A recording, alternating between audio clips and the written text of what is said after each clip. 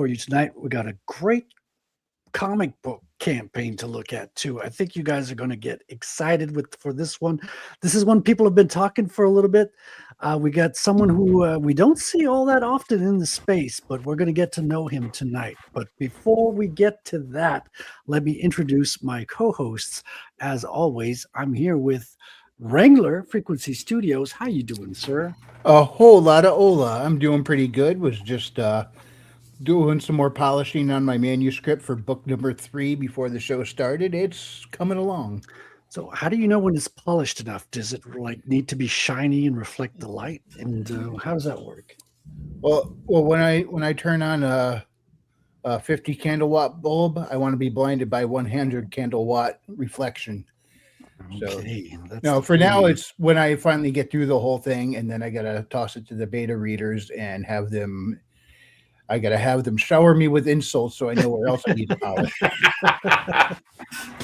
That's the way it works. That's good, man. It's good to have beta readers. They kind of bring you down to ground and tell you if what you thought was working really does work or not. Oh yeah, what works in my own head is not always necessarily reality. So I do need that contrast there. Well, it's because you have the full story in your head, so you're never missing any piece as the writer. So yeah, that's true. A lot of times you look at something and think that looks great, but you have a whole bunch of context in your head that nobody else does.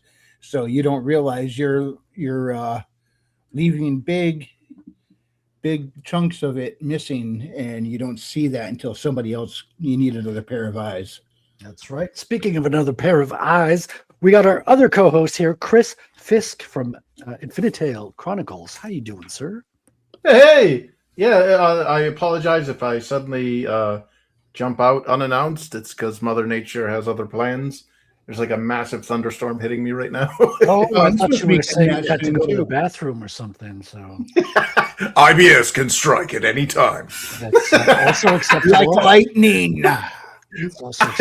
Oh boy, it's got to be a photo finish. No, yeah, we're supposed to be getting that storm down here too soon.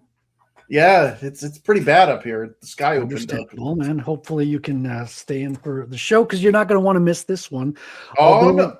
Yeah. So without further ado, let's get to our guest here. I'll blow you up a little bit, John, to give you the introduction here. Thank you so much for coming in, sir, because I remember, Chris, we were looking at his campaign almost a month ago now, I think. We're going through Fund My Comic. We like to go through campaigns, and we saw yours, and the art was the first thing that struck me. And you've got a fantasy kind of theme happening as well.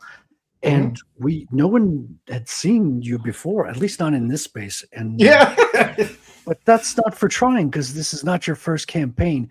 Would you like to give us a little bit of an introduction? Like, what's your background, how you got into comics, and more specifically, how you got into this indie comic space here? Yeah. Thanks a lot, man. Thanks for having me on and letting me talk about this here.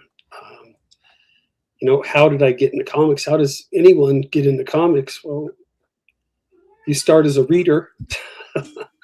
And for me, I was an Air Force brat growing up. And so, that was, I grew up in... My dad was in the Air Force as well, Canadian Air Force. Yeah. Nice. So I grew up in like the Philippines and Germany, Spain, Italy, Utah. We moved about every 3 years. I grew up. I was born in Germany. I was born in Baden. Well, not on the force base, but that's where my dad was working. That's interesting. Cool, man. Sorry, I don't want to interrupt you. I'm just.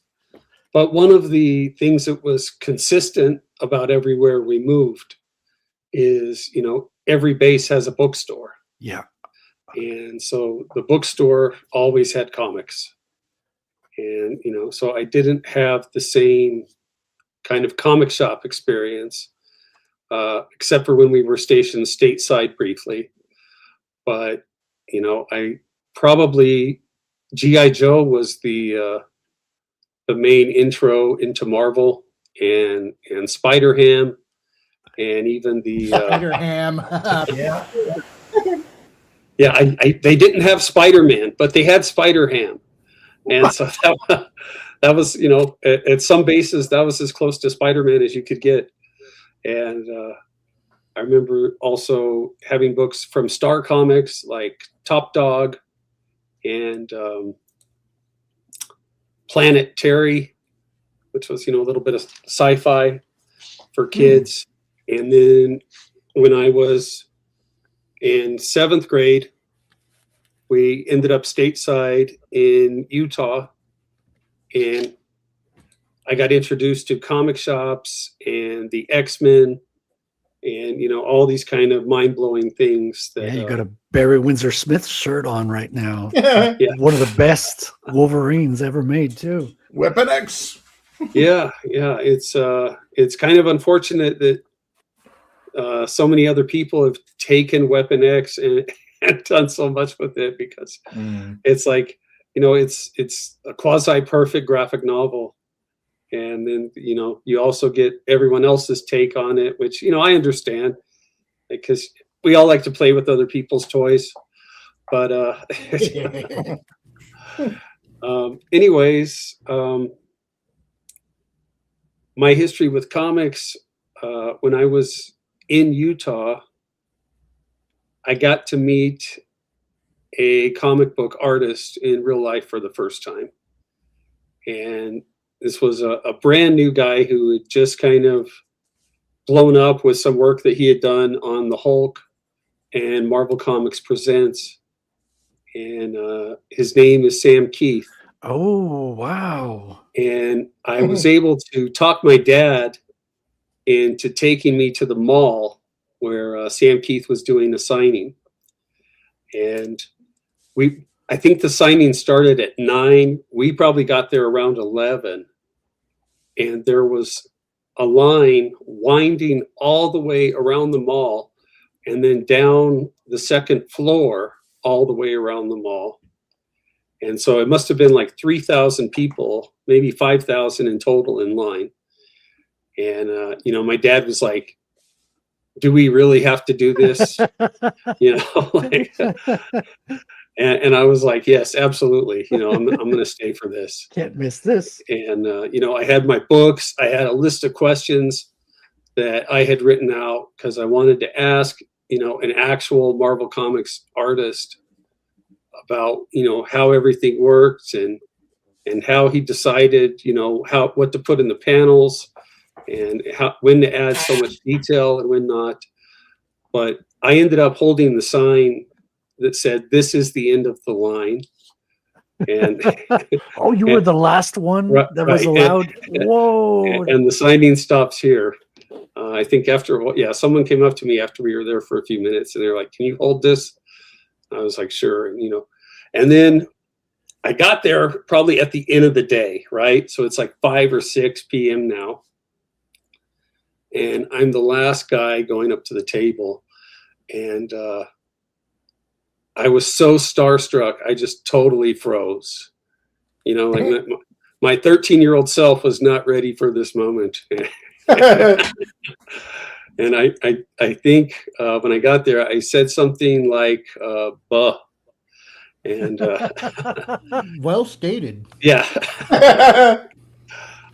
But Sam he was so nice and so kind, and he was like, "Hey, bud, you've been in line for a while." And he's like, "Would you like me to sign those?"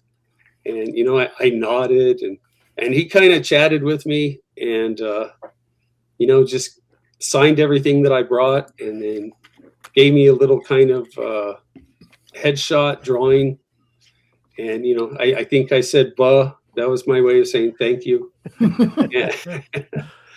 And, I think I just kind of have been in love with comic books my whole life. It's like, to me, it is the superior storytelling medium that we have. Yeah. I prefer it even over film. Yep. And so I went to art school in San Francisco. And after art school, I worked for a while as a freelance illustrator.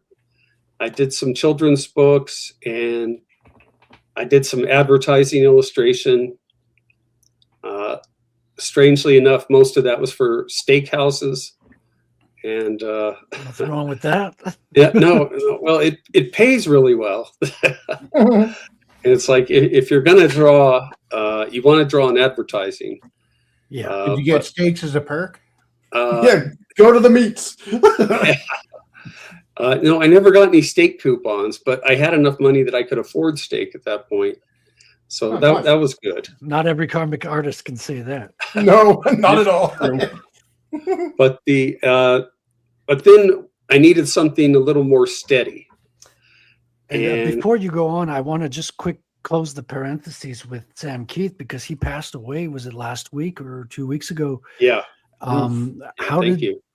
Yeah, I just want to say rest in peace, Sam. And he was an incredible talent. I purchased that Marvel Comics Presents with Wolverine. I remember he's another artist. We were talking about McFarlane before the show started, but Sam was another artist that really he brought his own style. Like, he wasn't afraid to do things his own way. How did that kind of affect you when you heard of his passing a couple of weeks ago? Well, One of the first you met. for lack of a better word, it affected me bigly. I think I was a little bit withdrawn. I think for 2 or 3 days, and even my kids were asking me, "Is everything all right?" And and I told them that, like, yeah, this artist who I really admired and looked up to, that he had passed away. And I think what made it kind of more tragic for me was not knowing the condition that he was in and how much pain he'd been in for these last few years. And, I was not aware of that. I did not hear that part. He was he suffered before. He was like, he had some ailment what was the situation, if you don't mind? I don't remember exactly, and I don't want to think I have it right and say it wrong. No, of course not. Yeah, I don't want to make you say anything you're not sure of either. But I hadn't heard the details. He wasn't that old, like 63, I believe. Well, pretty young. Yeah. Like, I remember when I was in about college, my grandmother passed away. She was 62. And I was talking to a teacher of mine, and he could see that I was upset about this, and he said, "Oh, well, that's too bad." He goes, "How old was she?" And I said, she was 62. And he kind of clutched his heart, and he goes, "Oh, that's way too young." Yeah. And I was like, "Well, what makes you say that?" And he goes, "I'm 62." So, it's definitely way too young. And especially for an artist, I think, a lot of them can do their best work in their 70s and 80s. Yep, we got some artists doing their work in their 70s here in the indie space with Mike Barron's artist as well. He's in his 70s and he's doing some of his best work, some Western style stuff. Well, and I think of Hokusai, the Japanese painter and illustrator who did The Great Wave. That famous painting, he did that in his 70s, and that's his masterpiece. And it's the same with Monet. A lot of his most famous paintings were done in his in his twilight years. So you hope artists get a long life, because it ain't basketball. Exactly. That's what I was going to say. But anyways, going back to my biography a little bit. Yes, please. So I ended up working in the Bay Area as a police sketch and forensic artist, and did that for about 12 years. And the San Francisco Bay Area is a high crime area.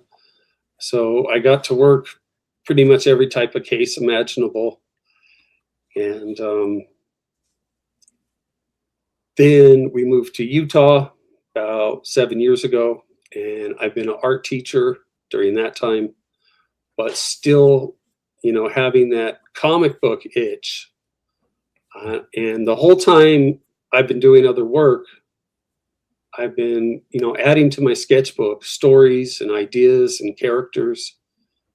And well, about 4 years ago, I had something really serious.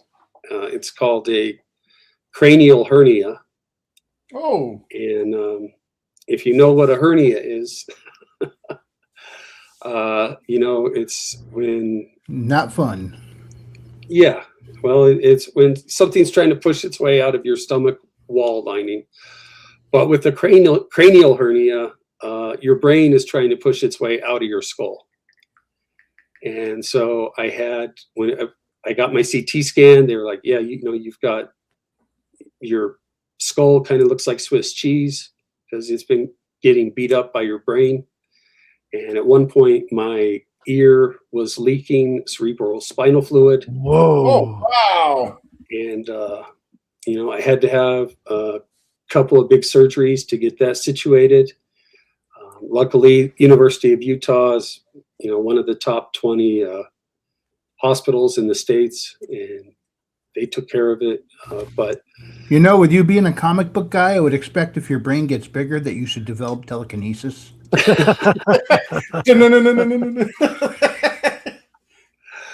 well, I didn't say I didn't, but I knew it. but it really just spotlighted for me. I'm not going to live forever, and I have all these characters and ideas that I don't want to take to the grave. And so I kind of got on the make comics or die bandwagon. Yeah, welcome to the show, man. Welcome to the party. I'm about to publish my first self-made comic right before the age of 50. So, it's a bit late, but here I am. Yeah, well, there are pluses and minuses to being a late bloomer.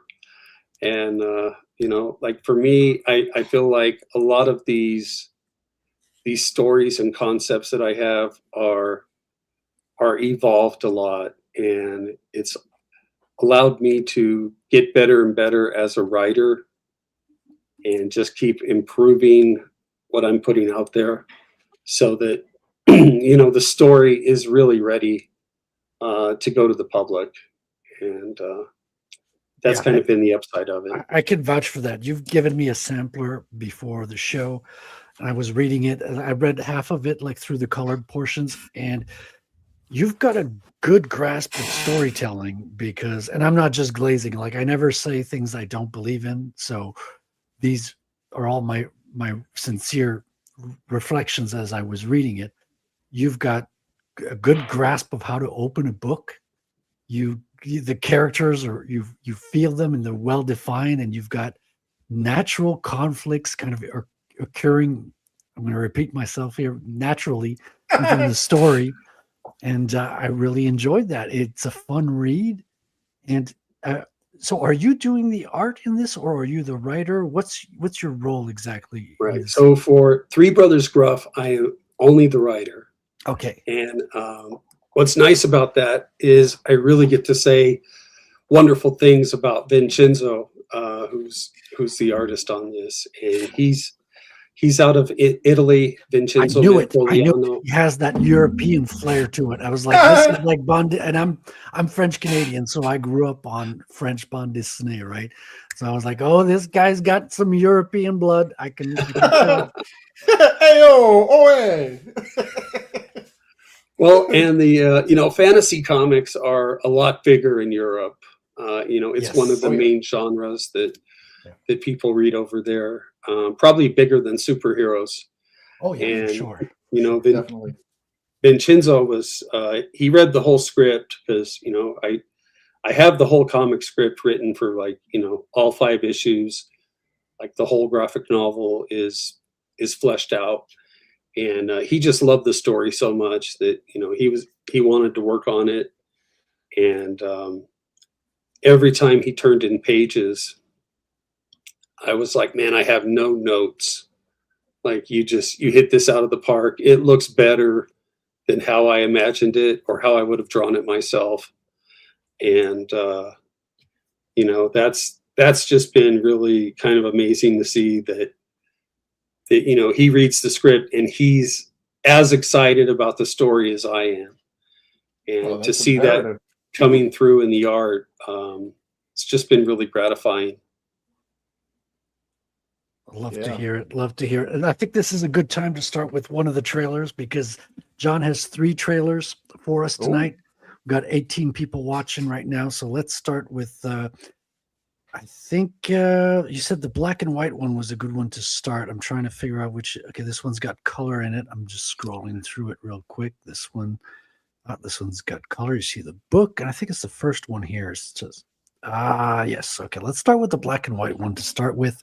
And so John's looking for feedback, folks, or if you're watching, you're in the chat, let us know. Oh, Maji's there. How you doing, Maji?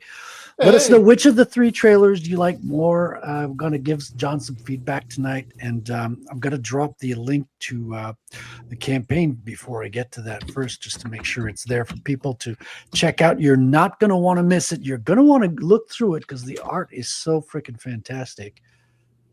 And I've read half of it so far, and it's a really strong opening. Feels natural, and yeah, I'm going to pick this one up. But before we get too ahead of ourselves, let's watch that first trailer. 3 Brothers Gruff, first character. Let me just share that. Here we go. Yeah. All right.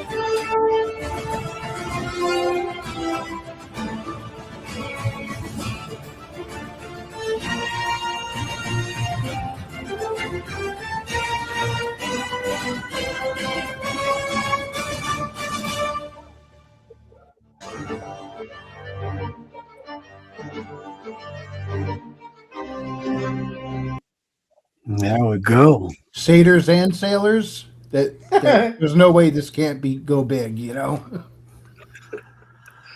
Yeah, thank you. So You didn't have to Yeah, write we- any that- sea shanties for it, did you? write any what?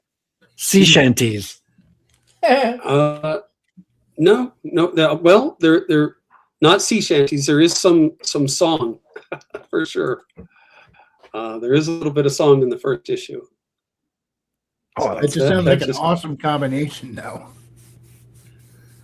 Well, you know, the 3 Billy Goats Gruff was one of my favorite stories as a kid, and you know, it probably because it was one of the ones that had a lot of action in it, and it was one that I would, you know, enjoy reading to my kids as they were growing up.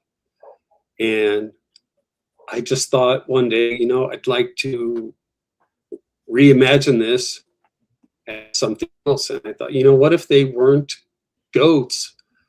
What if they were satyrs?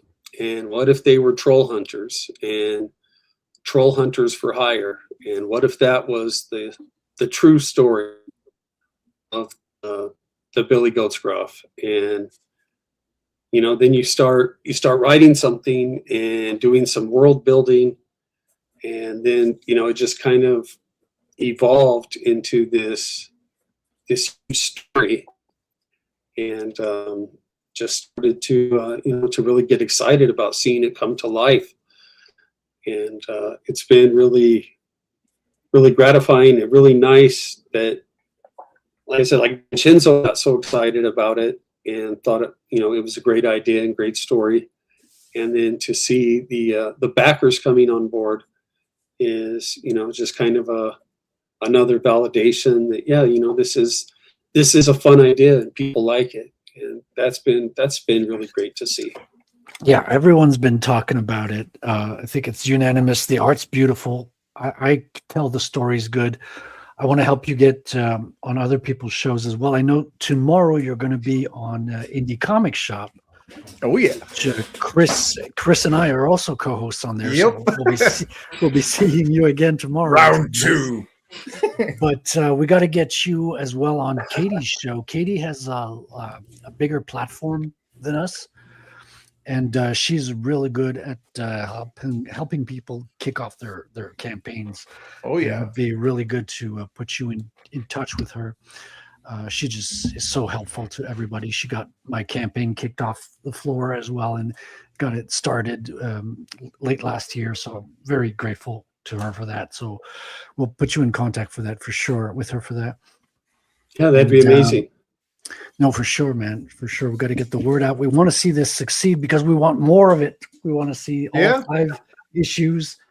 And this brings me to a question, because a lot of the comics that we see of people who are bringing their own stories to life, a lot of them come from their youth. Like Todd McFarlane, we were talking about, when the people from Image came around and started doing their own IPs, a lot of it was their childhood creations that they kind of put together in a matured way.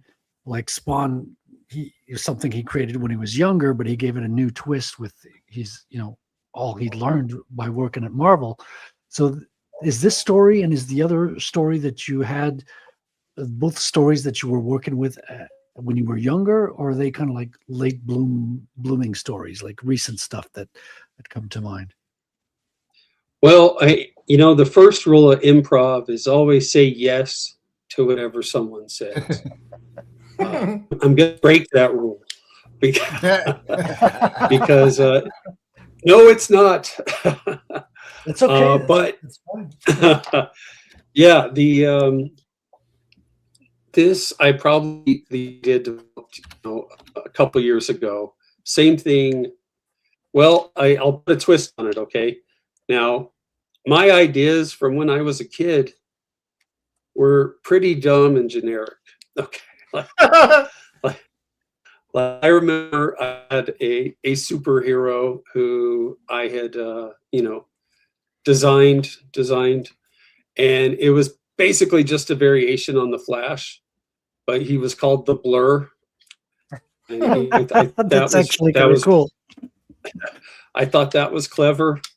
Or I had one. I did a comic strip that was basically Garfield, but instead of a cat, he talked to I'm losing the words right now, a houseplant, but his houseplant was a Venus flytrap. And so it was, and he would discuss his dating life and get dating advice from his Venus flytrap, because the flytrap was female. And so those are ideas I had as a kid. But speaking of kids, this came about, for me, the story to my kids. And actually, Paul Bunyan versus Dracula, that one came about when I was I gotta pull this one up because I love the cover so much. Yeah. Keep talking. I'm going to pull this up. Okay. I was with my 9-year-old at the time, and we were watching a documentary about horror movie monsters. And it was going through all of the classic characters, and it was like talking about Dracula, Frankenstein, the creature from the Black Lagoon, and King Kong, and so on, Invisible Man. And at one point I was like, "Hey, Jack, isn't this, are these pretty cool? What do you think?" And he turned to me and he's like, "Yeah, I guess." He goes, "But I don't think any of these guys could beat Paul Bunyan." And I was like, "Yeah, well, that's a good point." And I thought, someone has to have already done a comic book about that. And No, but I so did ask Grok one time if Paul Bunyan could take out all the giants from Attack on Titan. And the answer, Yes. okay. But once I saw that nobody had done this, I was like, oh well, I guess that's my job then. Because as I started thinking about it more, the story started coming to life and evolving more and more, and thinking about, well, this could be, a love story and an action story and a horror story, and and have some really good twists in it. And one of the first things I decided was I needed to decide exactly how big Paul Bunyan was going to be. Because, if you look at all the legends and all the stories, he's anywhere from, 100 to 800 to 1,000 feet tall. Because there's a story about him dragging his axe behind him one time and carving out the Grand Canyon.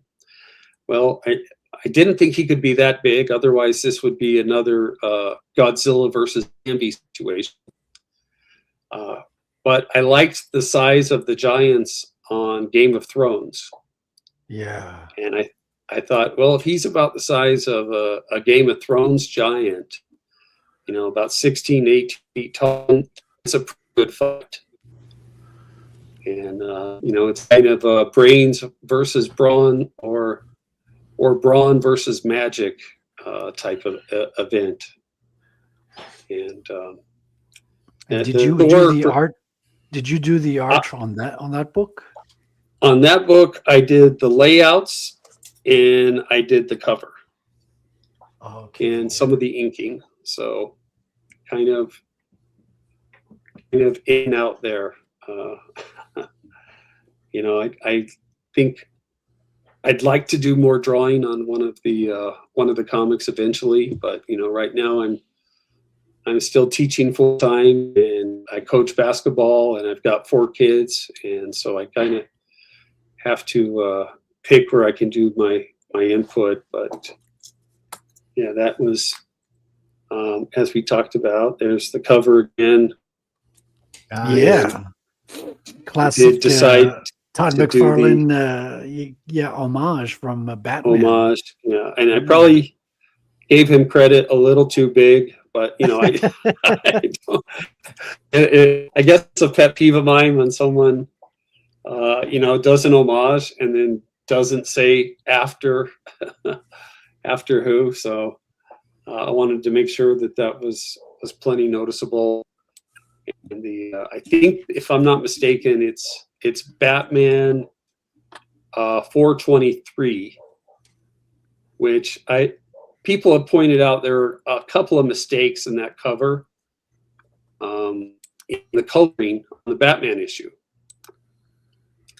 But to me, one of the biggest mistakes about that cover was always you have Batman standing in front of the sun. And even as a kid, I was like, why isn't that the moon? Yeah. Yeah. And McFarlane always drew such great moons.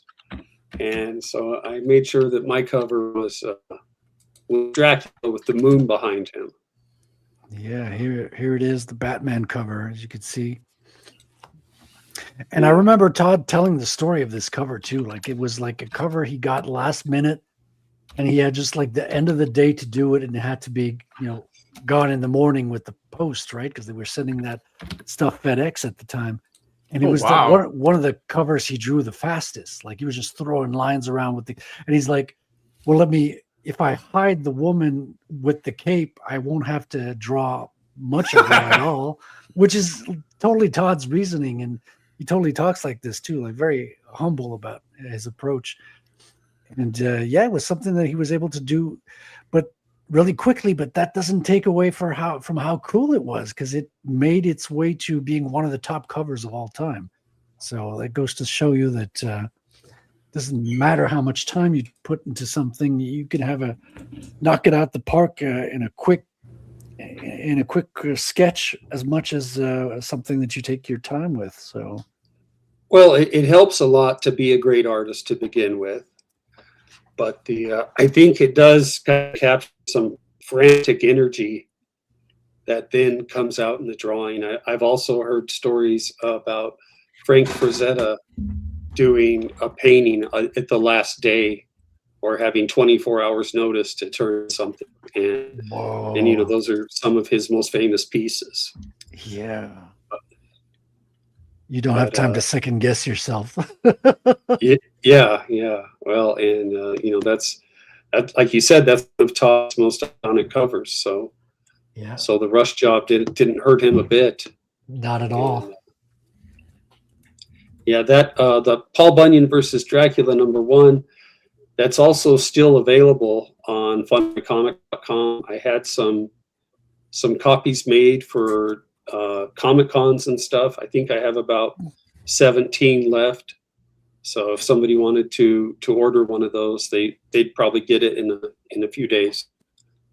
Already printed. Right, because it's a storefront. Let me drop the link for this one as well, because it's a storefront, folks. You can get it. There we go. Yeah, definitely worth it. And so this is #1. You've got other stories written for this one as well? Yeah, I'm inking issue #2. Nice. And we're about 60 to 70% done. Issue #2. Issue #1 is 52 pages. So that's a good size graphic novel. Yeah, it's a pretty thick comic, and a lot of story and character development for those 52 pages. So I would guess that the end doesn't happen in issue #1 if there's an issue #2. So the Paul Bunyan and Dracula have not settled. Right. Both of them are still alive.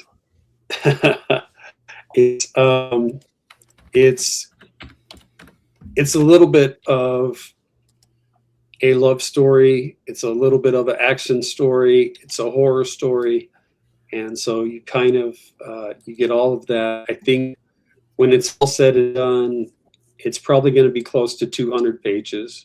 Ooh, yeah, and that's pretty good. The fun thing about that has been when I'm at a convention, and I've just done a couple of local things and some signings there, but meeting people that are seriously angry and upset with me because of how the cliffhanger that #1 ended on, and they were like, I was reading, and just flipping the pages, and and it was like, it was a thick book, so I thought it was going to have the ending in it. And they were like, and I realized at a certain point, no, that was the last page. And they were like, how could you end it like that? And I was like, well, is this your first time reading a comic? Because cliffhangers are kind of a trope. Yeah. But, I mean, comic fans being angry at the creator, that never happens. Well, I was happy with it. Oh, that's good, man. That's what counts. Yeah, we want these to drag out. Like, we want more stuff to read as well, I think. I mean, some people do like to have the ending in the same story, but like you say, like most comics, most stories, they go on for a little bit, because you don't have, like, 50 pages is not a whole lot to happen in a comic. Like, I just finished a 24-page one, and that's barely a blink of an eye. Like, you have an intro and a fight, and that's 24 pages. It goes by really, really quick when you're, visual storytelling. Yeah, it's been interesting, and the way I write too, a lot of the pages are 6 to 7 panels per page, and a couple of them are 9 panel pages. And it's I've, as a customer, I felt like I get robbed if I buy the latest Marvel book or whatever, and there's like 2 to 3 panels per page. Yeah. And I'm done reading it in 2 to 3 minutes, And I'm like, oh wow, that was $5 and 2 minutes. Like that's that's more than $1 a minute. Like, um, so that's it's a consideration of mine. And I in the case of Vincenzo, I know I had like a lot of 7-panel pages in Three Brothers Gruff, and somehow he found a way to just make it look really dynamic and keep the action flowing, even with a lot of panels on the page. So it can be done. They just need to. I feel like put a little more beef in Marvel Comics nowadays, because they're kind of it's like the comics just getting warmed up and then it's over. Yeah. Yeah, so true. I mean, the European bande dessinée is minimum 48 pages, usually. That's a small one. Then you have anywhere from that to 72 is usually an album that will come out within a year. You have those kinds of pages. And I'm finding that the indie space has a tendency to gravitate to more of the European kind of page count. And they take about the same time. It takes around a year or something to get a book done from start to finish with everyone involved and all that. So it's good to see that going that way too. It's more full stories, a little bit. So it's gravitating. It's no longer the monthly sequentials of just throwing stuff out as quickly as possible. I think, especially with the. And I think, all of us would be happy to buy monthly floppies, but you just got to give me a little something, like at least let it take 10, 15 minutes to read. Like I think a lot of people used to complain about all the word balloons that Chris Claremont would put in Uncanny X-Men back in the day. Yes. Because they just go on and on, but at least you felt like you had read something when you were done. And so there's two sides to that coin. But with what Vincenzo was doing, it was just kind of amazing to see, because he was really excited about the idea of doing an American style action comic book, and his background with the Italian comic books that he'd been working on, it was mostly historical. And in Europe, they have, they have a lot of rules around their comic books depending on which genre it's in. And so he had to draw things kind of flat and kind of like old DC Comics. They had rules that you couldn't break the panel border. And you couldn't do anything that was too much coming at the viewer. He had to work under a lot of those rules, and so when he got to work on Three Brothers Gruff, he was just so excited, and he was telling me how he's breaking the rules and he's making this look as dynamic and exciting as possible. And again, just seeing that kind of like the McFarlane thing where he had no deadline, like Vincenzo, the energy that you see on the page is just it's very visible and noticeable. Yeah, dude, it's like I always say, the Europeans draw the best horses. They're classically trained. They have that very classical, they know all the right anatomy, they do the proportions, all that. But then again, you're bringing a side to it that's interesting, because it's also limiting, because they're so traditional. Their bande dessinée, their strips are flat. They don't do anchor panels, like big characters just standing on the side of the page with the panels on the side, breaking panel borders, as you say, coming towards the reader, all that. And I grew up with bande dessinée, so I love that side of the creative comic scope as well. But damn, the Americans have something that the others don't. it's the excitement, the breaking of the rules, the trying to outdo each other and always pushing further, pushing the envelope. Something that the Europeans they don't have that. They're a little bit too stuck up or something. Usually it's the other way around, you know. We got a new co-host Speaking of here. a little too stuck up, He is not an agent of the CIA. He is a writer of comic books. What does that mean, Wrangler? We got our co-host Patrick Quinlan here. How you doing, Hello. PQ? Hi. Hey, What's up, John? Nice to meet you, man. Yeah. Same, Rick. Good to see you. You Patrick too. is the host of the Comicscape Commandos, another show I'm a co-host on. I'm a co-host on everything. I don't know if you know that. Right. I'm on all the shows, all the good ones, anyways. But yeah, Patrick, welcome aboard, man. Patrick's also Sorry I'm a late. comic book writer. That's going to go on your permanent record, though. yeah. Yeah, 10 See? marks and you're in trouble. You're gonna I was going going to put it on your permanent record if you didn't put that for me being on my Oh, permanent. I own the permanent Good record. call. You're going to have a meeting in the office next time. Oh, I'm telling no. you. Uh-oh. We're gonna have to pip you. Shades drawn. Patrick is working on a very beautiful story that's set in North America. It's got is it the Wendigo it's called, or you Most Wendigo. people call it Wendigo, but it's just called the Watico. Watico is the That's one the way it's version you're normally saying, yeah. pronounced Yeah. in Algonquin. And he's working with a British author as well. So you're both working with artists overseas, and very interesting results. Like it's absolutely beautiful, beautiful work too. I think it's time for another trailer. We saw the first black and white trailer. Let's watch the second one, which is the #1 comic book trailer. Let me share this real quick, and then we can get back into some more questions and answers. Here we go. So, ladies and gentlemen, nope, I already shared this one.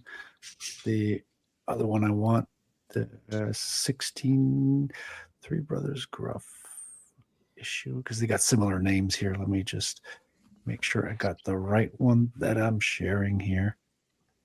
Is this the one? No, I'm an amateur. I'm an amateur. I'll be in my trailer. Yeah. So this one, we're gonna be doing this all night. Okay, I'm gonna close this tab. Should I say You it, can Patrick? do it. You can start throwing insults. Stop making the man big, Frederick. Take him down. I'm sharing something, Patrick. This is not your show. You don't get to call the shots. Yeah, okay, Here we you're go. right. That's right. Here What's we up, go. Chris? Nice to see you too, man.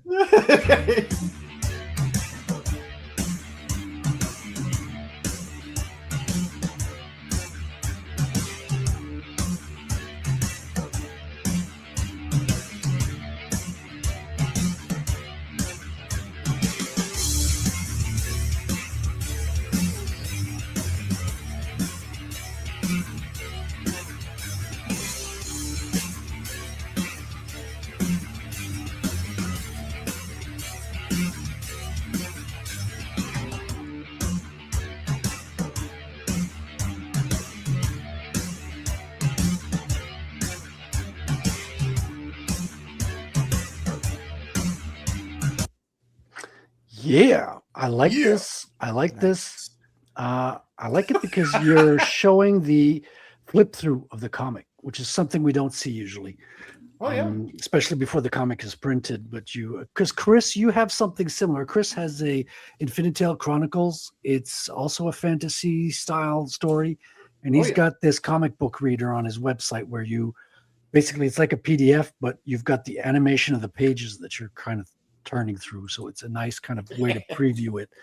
I like it. We're kind of comparing and contrasting 3 trailers tonight. So if you're in the chat, give us your impressions. What are your thoughts on each trailer and which do you prefer? We're giving John some good feedback tonight. And of course, go support his campaign. If you haven't supported this already, what are you doing? This is one of the best. This is the most underrated campaign right now that I've seen. The art is fantastic. The writing's good. I've read half of the book so far. I've gotten a preview because I'm special. Well. That's right. And John was gracious enough to give me a small preview of the comic beforehand, and it reads so good, dude. It opens Yeah, up it does. and you dive into the story. The characters are well rounded, and you're thrown into the action straight from the get go. So I can definitely vouch for this one. You are going to enjoy it. So Thanks make a sure- lot. That's great. Appreciate No, that. it's true, man. I don't say these things lightly, and I don't say things I don't believe. Ask Patrick. Patrick, do I blow smoke up people's asses? Not up their ass. We can't hear you, but I got a feeling that's a good thing.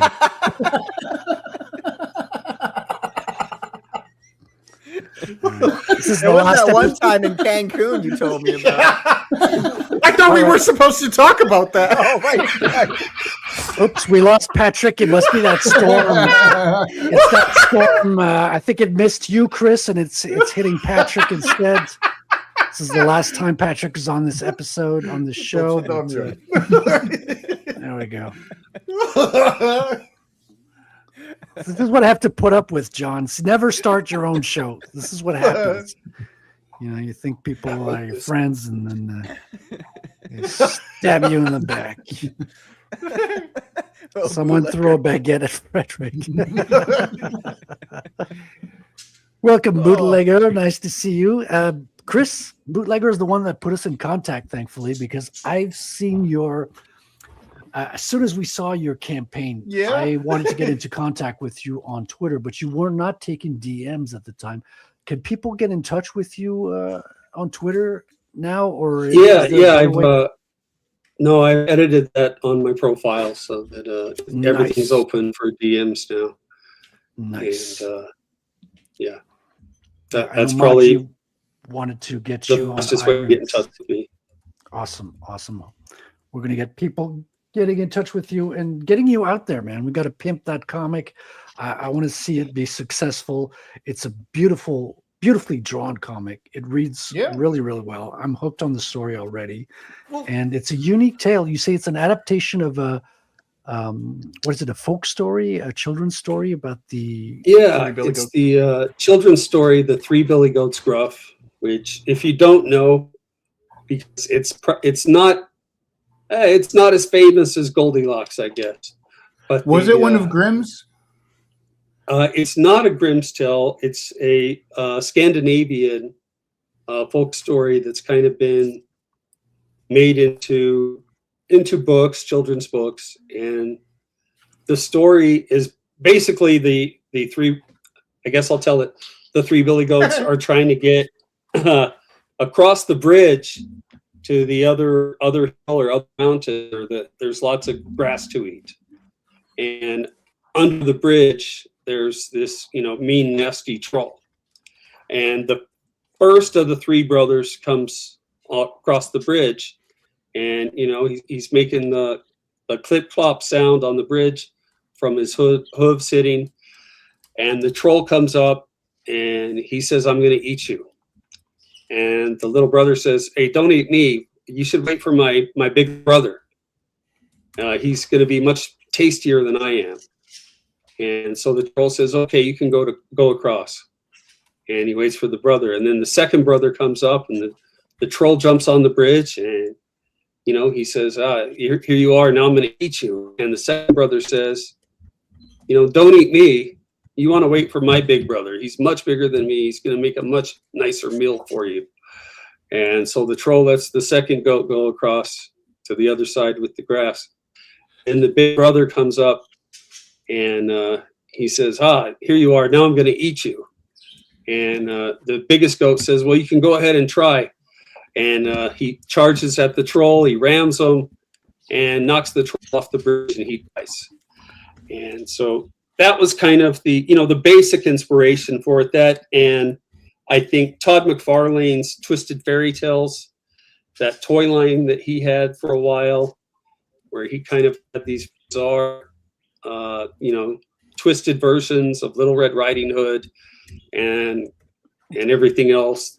He might have done the Three Bears, but so I thought, maybe I can do something with this. And it has kind of, through through writing the book, it's kind of evolved into this bigger story where, you know, I now have 12 different tribes of types of creatures. And so there's like, you know, there's the menfolk, there's dwarves, there's elves, there's gnomes, satyrs, centaurs, fairies, et cetera, et cetera, et cetera. And it's kind of Chronicles of Narnia meets Conan the Barbarian is a way that we've described it. And it's all of that with a little bit of Treasure of the Sierra Madre mixed in.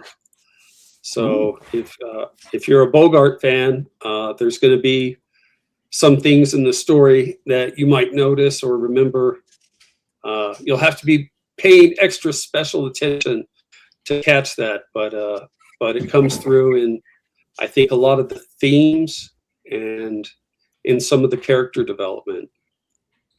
And so that's basically the bones of the story.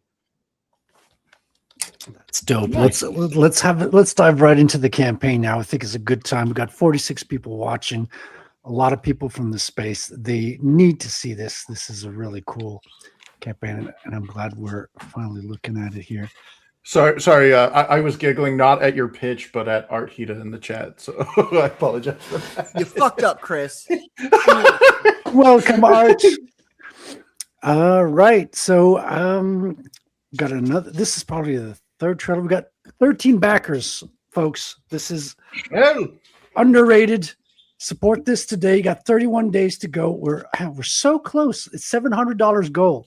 We could get it to $700 tonight. Come on, everybody. Get on this. This is an incredible book.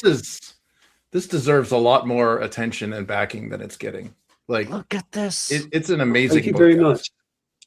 We got an Italian who has been unleashed, and he's no Absolutely. longer limited by the stupid rules of the stupid Europeans. And I can say this because I'm French Canadian. It's okay. I got a French pass here. And Machismo. he's like completely unleashed, and he's going wild, and he got his good grounded drawing skills, but he's going full American. You got a double, what do you call these, wraparound cover as well. And you can get variant covers. You got the blank sketch cover. And this is some sample of the art here. This is page Look one. at that. I'm definitely digging this art style. Yeah, it's like a painting. You know, this isn't your typical like. Oh, sorry, I didn't mean to interrupt. No, it's fine. We're all talking. If you over don't each mind, other Frederick, here. I'm going to expand the screen a little bit there. Yeah, Here we go. please do. You're definitely. Inner choke. That's right. Teamwork makes the dream work. And is the artist the same one doing the colors, or do you have a separate colorist for that, John?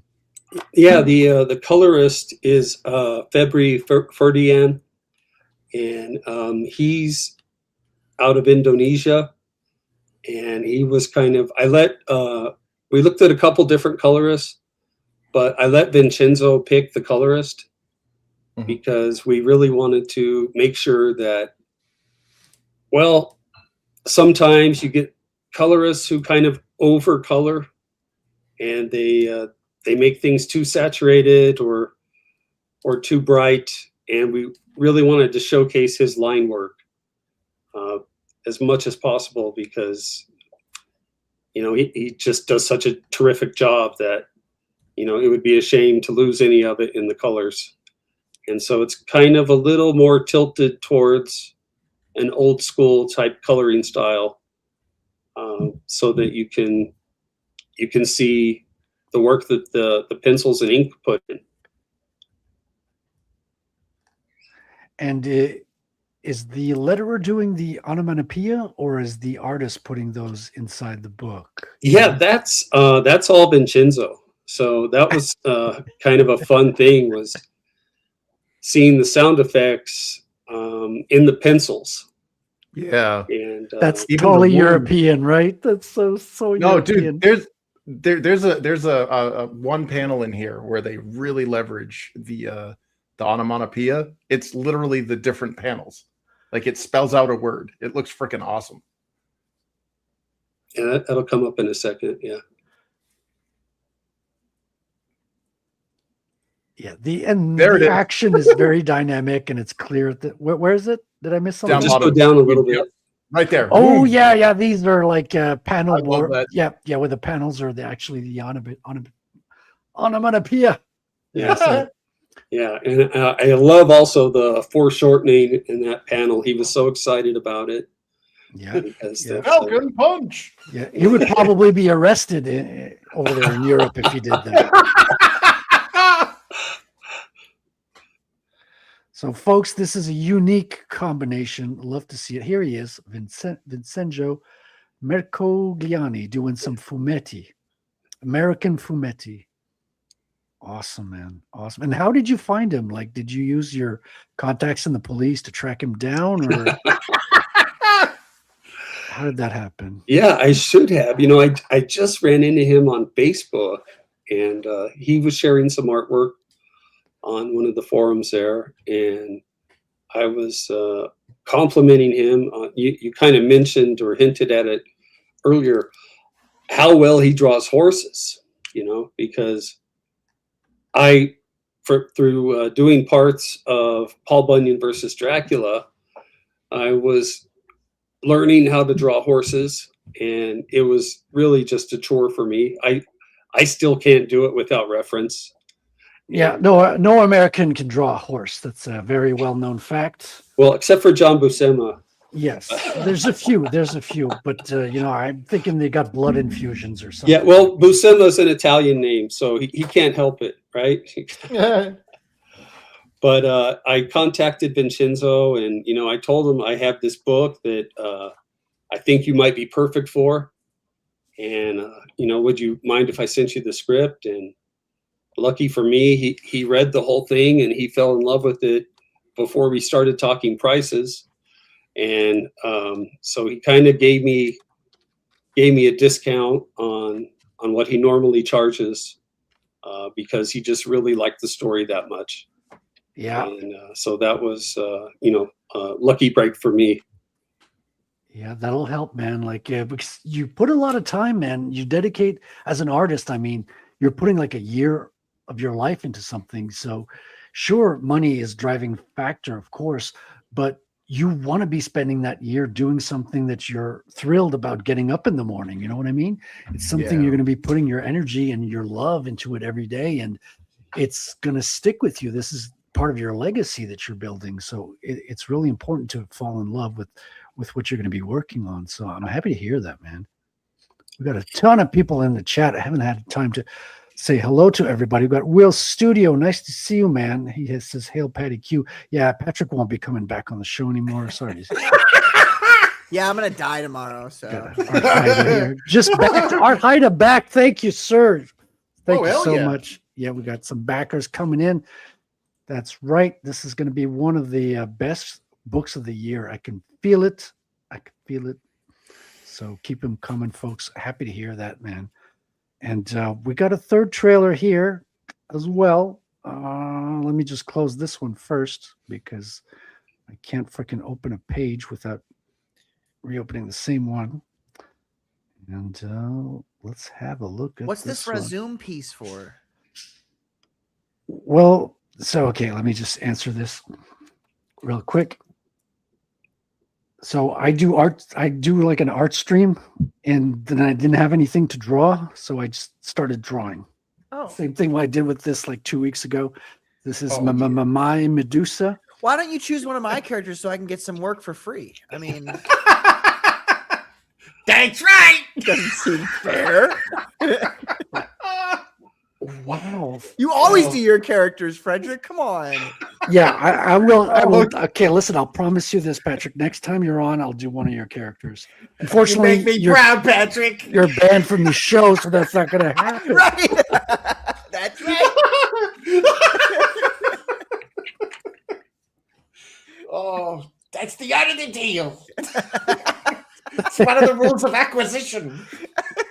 All right. Let's watch the other trailer here. Am I gonna fuck things up? Of course, I'm gonna fuck things up again. He finished it. Whoa, what the Of course. Check this man's browser history. It's okay. I'm not that type of freak. The door gets kicked in. Okay, this is it. FBI, open up. There we go.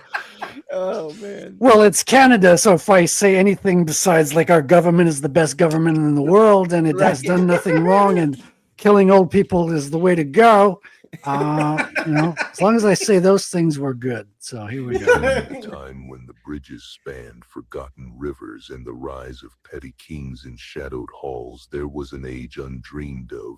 And unto this age came three brothers, the Gruff, mighty satyrs, troll hunters renowned across the wilds, destined to face the foulest beasts and unravel treachery in gilded courts. It is I, their chronicler, who alone can tell thee of their saga. Let me tell you of the days of high adventure.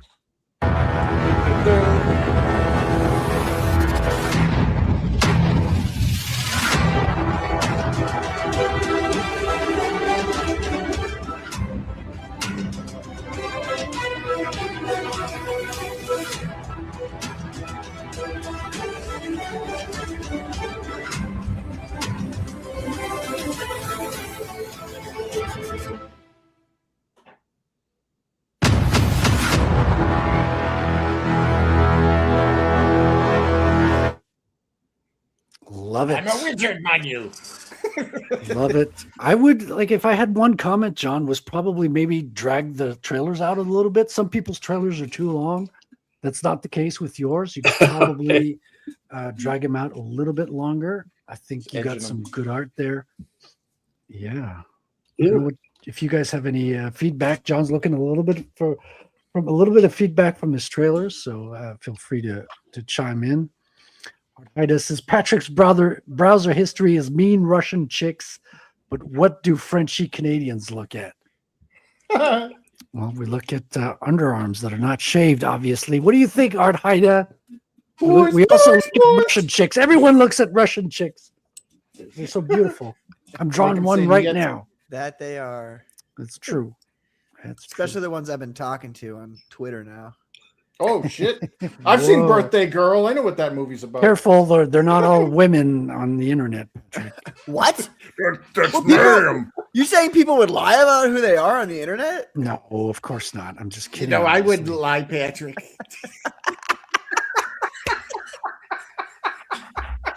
All right, I'm wouldn't lie dropping the to ya. link.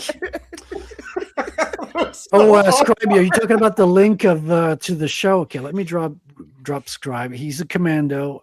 Oof, there goes the neighborhood. Whew. Listen, you got to leave sometime, so we need another commando to fill in. Patrick. True. You can't commit to doing a full show because you have to go in the iron seas. It's like, I'm sorry.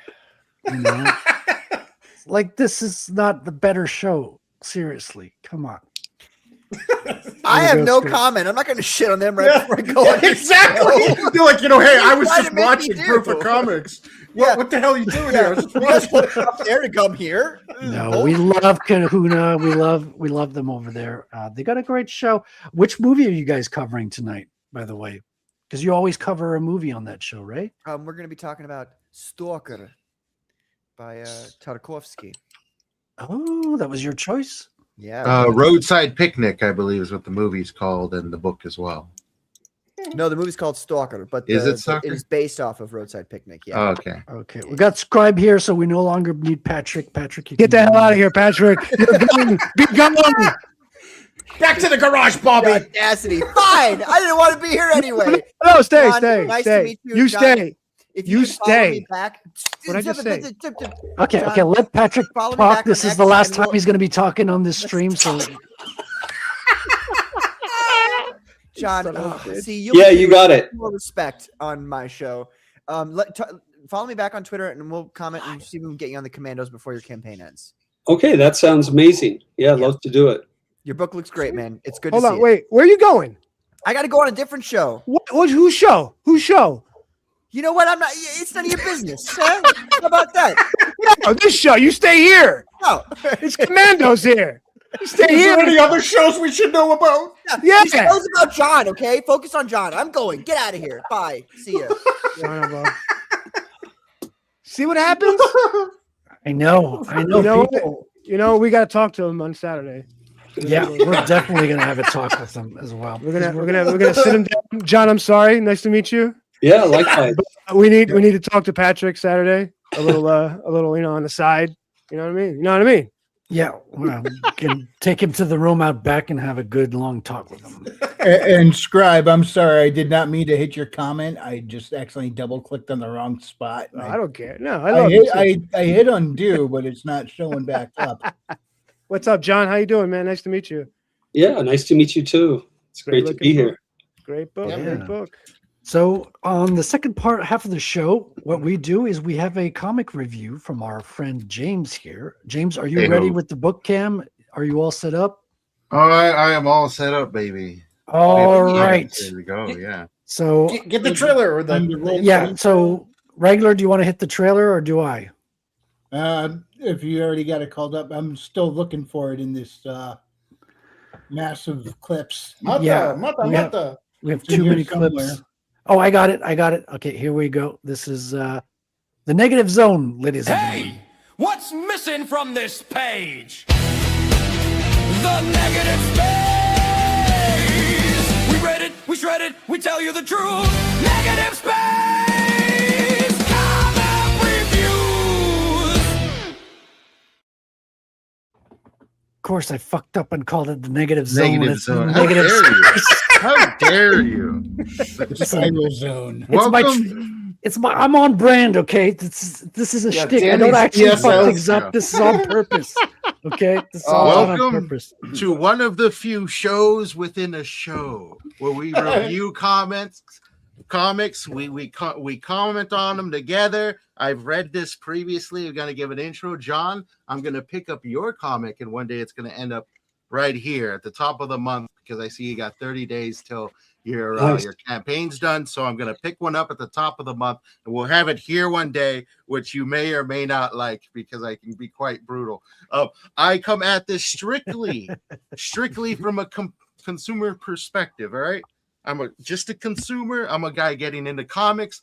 I'm a short story writer, so I like writing. I'm very much more critical on the writing than I am the art. I don't have that eye. I just buy them, but these are my comics. I do hunt them down. I do like to consume them and read them. And today we're going to check out Red Fork by Alex, something I can't pronounce, Neil, something else I cannot pronounce, and something I can't pronounce all the way across. But these three guys came out with a pretty interesting comic that I actually like. This is being produced by TKO Studios. They produced, or I should say produced, because I've been following them for a little while, and they have not come out with anything, and their website hasn't been updated. Still, they have a winter sale where you can get a buy one, get one free on their website, TKO Comics, which they do have.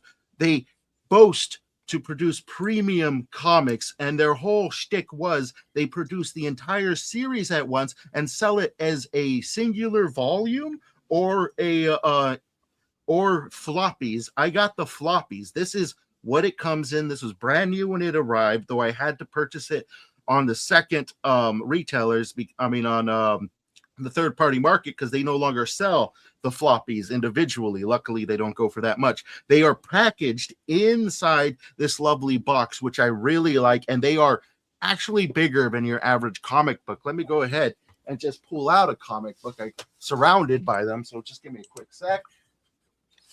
Put a box up here full of comics. Don't let those comics fall over you, James.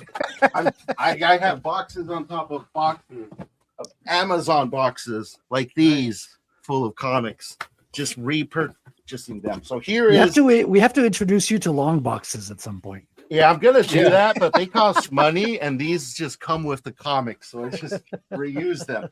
So here is an average size comic in comparison, right here, what we're dealing with, and this doesn't fit fully in frame. You're not seeing the top of this box right here. Let me put it sideways. Maybe we'll get a better understanding here of what we're dealing with, box-wise, comic-wise. So they have a lot of page to work with here, and I really enjoy this because the art sticks out so much. Let's open up this box here, see what we're getting. All right, it comes out just like that. Wait, it's a double box. It's double box. It slides right out. It slides right out, and I love it. And one thing that I love about these Nice. actually being boxed, because I've ordered dozens of comics, you're always going to get crease damage on the sides. You're going to get just a lot of delivery damage because of how how gentle these ultimately I can already are. see this one's going to get good points for Yep. the gore. Got the viscera, yeah. It does got cool, visceral yeah. nature, but that's not even the best of it. Let's see. This is issue 4 right here. I hope they're not out of line, but we're going to take a look at all the issues right here. This is the cover for issue 4. I usually try to put them like this, but they're barely fitting up here.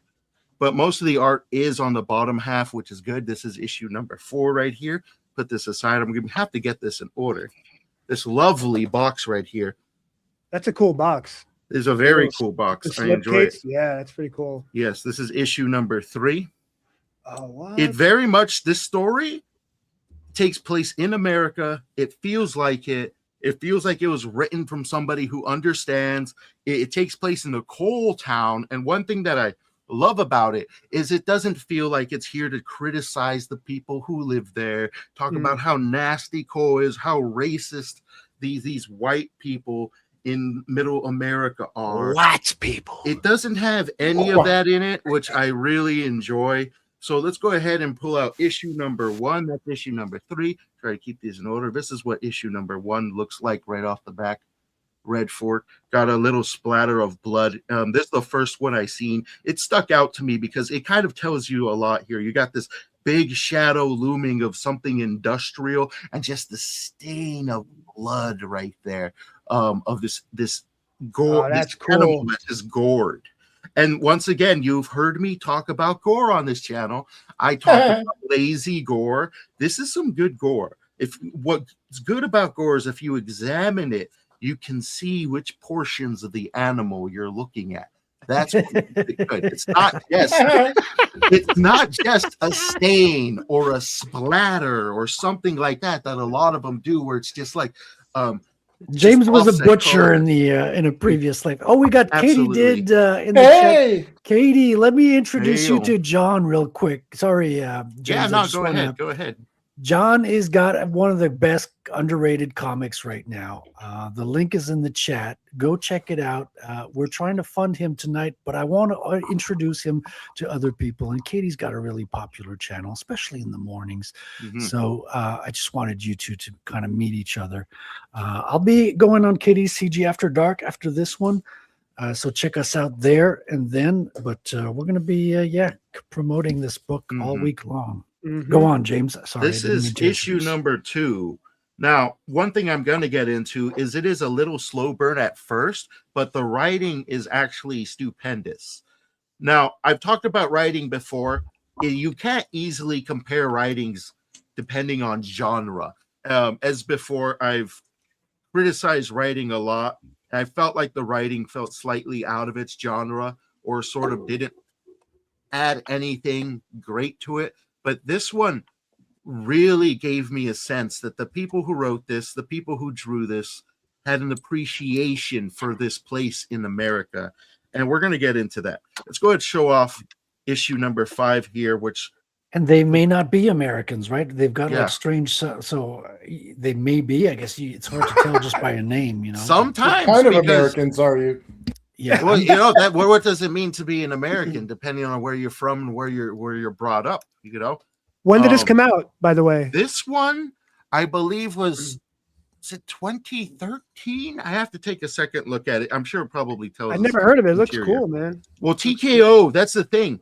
TKO, I believe they didn't really last too long or lasting too long because they didn't sell a lot of comics. And for the most part, I love this, but there are some issues that I've noticed about this that I'm going to get into towards the end of the review because we've been taking a look at it, sort of subtly talking about what I like, what I don't like, but we are going to bust these open and we're going to take a look at some of the art. First off, one thing that I love about this one is it does the one thing that I like, and that it has the matted pages Oh, instead nice. of glossy pages. I generally enjoy matted pages. This is a very hardcore story. It's about coal miners. It's about drug use. It's about people living in middle America who suffer. One thing that I say right off the back that I didn't notice till halfway through is a majority, if not all, the cast is white, and it never comes up as an issue, which is something I don't want to say, but in today's day and age, it's something that is. It's every other form of media. Oh, it's a white person, we got to say this. It's a black person, we got to say that. We got to bring up certain issues. No, this is all about life issues of these particular individuals here, and how this curse in this land sort of comes to life and feeds off of their pain. We're introduced to the titular hero right off the back. I forgot the gentleman's name because it's been about a week since I've read this, and I've been digging into the in-cow, and that one's smoking crack crazy. We're going to get into in a week or two, the in-cow. Yeah, Scribe is a big fan of the Incal as well. Scribe, you should come on that show when we do the Incal review. That'd be nice. Yes, please. Yes, I'm 40 pages in. This one, going back to just the large pages we got going on here. Look how big these panels are. Let me put my hand next to What these size panels. is that? Is that magazine? It feels, it's not magazine. It's a slightly smaller. I think it's as tall as magazine, but the width is slightly smaller than magazine. But there's so much detail in these art, in this art, that like every aspect of it. Nice. I just look at every panel and it's nice and huge. Put my hand next to this small panel, get this idea of. Yeah, so you can just see the detail in all of this bleed out. How do we know you just don't have tiny hands, James? I am a big guy. I don't got tiny Really huge, really huge. Bring this baby. It's out. really huge, everybody. Oh, okay. There Well, you go. I think Usual to a basic Okay, comic book yeah. size. You have small Right there. hands. I'm Yeah, kidding. absolutely. Okay. Yeah. So I love the panels. I love the coloring, the writing. Automatically, you get the accent of these characters and kind of where they're from in America, because they're not just written with your basic modern day Midwestern flair, but they got that sort of middle America twang with the words they say and how they carry themselves and how it portrays the people. Oh, they're white, but they're poor and they're suffering. And this opens up directly with a kill. Somebody's dying. And we get it right off the back that this is more than just a story about gore, but it's literally a story about a family. One brother here, while committing a crime, killed this man, and the other brother is about to take the fall for it and spend the next couple years in prison. And the story picks up with him getting out of prison and being treated like shit by everyone he knows because his brother didn't tell anybody the truth of what he did. And here he is coming out of, and this is what I like. This is the kind of comics that I want to see more of. And it's this life. The book is about a curse, but right now I'm getting engrafted into this family, these people, these crimes some commit and others take the fall for. And I'm engrafted by the people first, all the way through. And once again, I don't have any real complaints about the art personally. It's just all beautiful to me. Looks Maybe good. Yes, the writing's also good. Yeah, I very could nice. probably use a little less word bubbles. I'll say that. It starts to get a little full of word bubbles, but for this type of story, it's very emotionally led. So a lot of the graphic stuff doesn't really come till later. So it feels like a piece of a Stephen King novel in Middle America coming to life without a lot of the Stephen King prejudicisms and weirdness sort of coming at you right off the back. And Nice. yes, at Good this panels.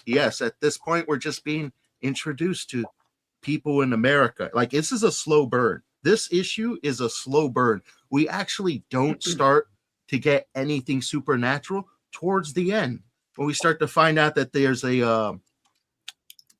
a strike going on at the mine. Everybody's working for the company that runs it, seems to be leaving town, but his brother, who really did the crime, is underground, and an accident occurs while he's in town, sort of getting to know people. Let me also talk about the paneling, because That's cool. On the left, that panel layout. Yes. The car. That is awesome.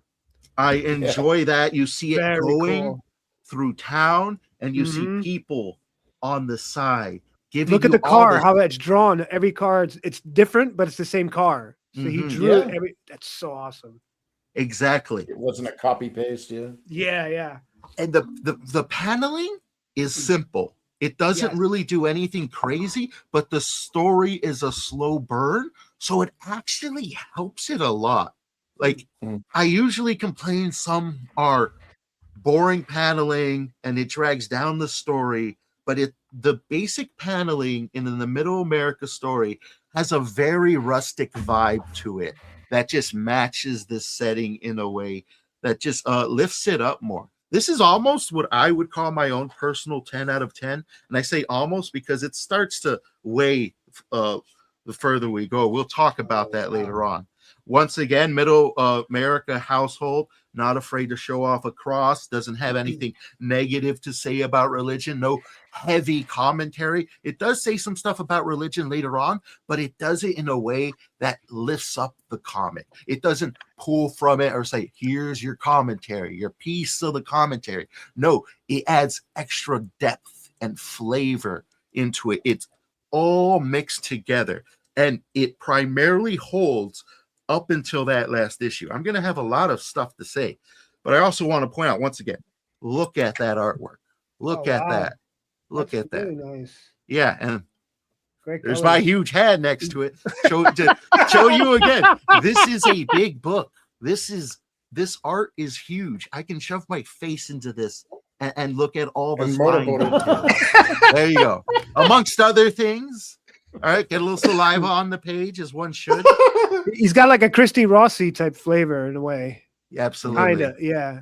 Oh, it's really good. Absolutely. Take a look at all that. Yeah. Wow. Yeah, it blows me away when I turn the page and I see something like that. Because you do need that, you know. It is rustic and it is nice, but if I did keep just getting page after page of this, it would have started to get boring. You need to throw some stuff at me like that. And this is when it starts bringing in a mix-up of our main character taking the blame, getting smacked around by the people who he loves because they think that, oh, you did this terrible thing when really it was the little brother. And this is when the curse starts to come to life of the little brother stuck underground, pulls himself up from it. We get this beautiful viewpoint. Yes. Wow, I Yeah. love that. That is really nice. I would actually generally like to see more comics in this size. I'm gonna steal that.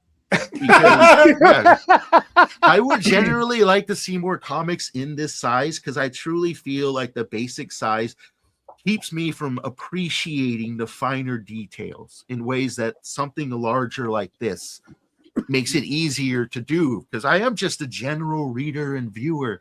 And when I see a small panel in a small book, it's easy to look past the detail and the work that goes into it. But when it's so much larger and in your face, it's really hard not to. It really is. So, you know, it would just generally be nice to see a new standard. Nice. Yeah. Like a cool little half page turn where it's like double page spread, and then the page turn is still part of that double page spread. It fits though. It wouldn't fit usually, but this fits. Like it works. Absolutely. And this first issue drove it home for me. I'm stealing that. Steal it all, man. And mind you, guys, this stuff, because it didn't sell on resale, you can get this for like under $20. All the issues. Really? Yeah. The whole box and everything? The whole box. Oh shit. And this is where we get our first shot of our titular villain to come right there. Oh, dude, And that's cool. And I love the way Red that they pork. portray the villain in this. Oh wow. The last page, I'd say it's not the best last page I have ever seen, but knowing that I had all the issues in my hands, it didn't really feel like the last page as much as just turning to the next page, you know, end of volume 1. And it gives us a taste of the gore to come as well, because it does get crazy. This is really good. Absolutely. This blew me away. Issue 2. This is actually where we start to like where it felt like it was slowed down a bit. Still beautiful, still magnificent. I'm gonna flip through certain pages throughout so you guys can see it, but I don't want to ruin too much of the story. Gave you some of one because when it's when it rates higher in general, I don't want to ruin the story too much. When it rates lower, I'll spoil the entire damn thing for you. I'll spoil the whole thing. But we do get a taste of our villain here, and he has such interesting dialogue, like the way he speaks. Let me read some of it to you right here. I have to pull it away. Oof, you sure didn't sneak a few lead nuggets in there for good measure, Mama, did you? He speaks very strangely to people, like he's talking about carrying something heavy for an old lady, and there's lead nuggets in there. Right here, when she goes up close to him, her dialogue is, "What a pleasure it is to meet a true gentleman. Do you live here?" "I do now. I've been here about a week, and I think I might just be the most beautiful place on earth." Nice dialogue. His dialogue is very sweet. Throughout the entire thing, he talks like a sweetheart. It's all murder. And very romantic. Well, that's just it. It eventually gets there. The gentleman murderer. Let me actually show off this page right here, because this is an interesting way. This the conversation, 9 panels grid. Yeah. his That's conversation really nice. between two people, though I will say the bubble placement here was a little off, because Top line. started reading down Yeah, here. it doesn't do the S or the Z. Yeah, and then it felt down here to this bubble, because you know you read that bubble, you Yeah. want to draw down. But I also felt like when I read this, it didn't fully make sense until I jumped to this bubble, because it Dude, was I got flowing. my fingers knocked with rulers for not putting like the bubbles inside the panel. So Yeah, I've become Well, hyper aware of that stuff. but You know what? You know what's really good about this? Work. This Oh, sorry. this grid right here, the middle part of it's one. It's the floor, but it's Yep. every grid is a different part of the scene. It makes Yeah, they're all it's moving around. crazy. That's what I love the about it. composition's so insane. I love that. Flow wise, I would have liked it to kind of flow like that, because that seems how Well- it reads. But well, when I go Yeah, ahead. yeah. I mean, it's breaking a pretty strong convention here. I mean, like if it was a manga or something, it would make more sense. But in this particular regard, yeah, you're jumping to the wrong panel because there's an overlap with dialogue that shouldn't be there. And what's frustrating is, I think it might have been a pre-press error, You think because look at how much space is available in that panel. Mm-hmm. And it Yeah, and it you're right. it's frustrating, because like the S or the Z is a very common, like your dialogue or your bubbles or whatever should be a sine wave or like an easy line to follow. This is broken. This goes left to right, and then it's a carriage return, then right to left to right again, but you have something overlapping like that's, and it happens again in the bottom panel. Exactly. Like I think everything was blown out. You think Exactly. you could have bottom lined a bottom bubble on the third panel to the right instead of overlapping to the last third one? You see how it overlaps to the bottom? So Yep. could you top line the bottom? Would that work for a bottom bubble? Or would You that mean- work? Because you could overlap. That works if you overlap it in that scene, not the top bubble. The top bubble confuses everybody. Well, the problem with the bottom one too, that it overlaps, is it's leading the reader into the wrong panel. The same with the other Right. one. Like Right. you're in the left and you're reading dialogue, and then there's a period, and then all of a sudden she's interrupting him. But it's like, wait a minute, I got to continue over to the mid. Like as a dyslexic person, this drives me nuts. But like as a reader, you should be reading from left to right. And what's happening is the dialogue is guiding the reader down, and that's a huge no-no. like I've had people rip me a new one for doing something similar. I stammered on this page. I love the design, but I stammered. The bubbles needed to be much more refined. That's definitely going to take a few points off of this one. Overall, dialogue, very good. Two people bickering, though I do believe they bicker just a bit too much for my taste. Talk about how he has a daughter. He's been gone for the last 5 years. You know, daughter sick with illness. But then we want to flip over to show off some of that page is cool. Yeah. some more of the crazier aspects here when we start Great actually colors. getting Color getting out of some of that. space. Oh, Absolutely. dude. Dude, that's wild. Absolutely. Our lovely titular villain comes to rescue a broken man and heal him, which begins our journey down where this gentleman starts to form his own cult here. Let me see if this is Ooh. much more of his flared dialogue. He says, "My lord, what a beautiful spot. Takes a special kind of blindness not to see all this treasure in these hills and hollows as above ground. Wouldn't you agree? Well, almost all." And then he's talking to that gentleman there who's completely broken. I really like the colors in this book. Yeah. Yeah. Oh, dude, the colors are magnificent. And this one, like I pretty much said a lot about this book already. I just want to show you some of the gore because I know I keep going back to the gore, the blood. I wonder what James is really looking for in comics. Honestly, Anybody have an idea? Yeah. Meatballs. Yeah. Somebody clip this guy, watch out for him. I don't know. You guys ready? They will never find me. John, you need to put James on a watch list. Call your friends there. What's this weird, this weird Hey, random you symbol? guys are all talking about like, oh, James likes the gore. I've read some of your comic books, all right? You got no leg to stand on. I like the gore. You too. I stare at it with my eyes and go, ooh. You guys spend hours in a room by yourselves drawing it.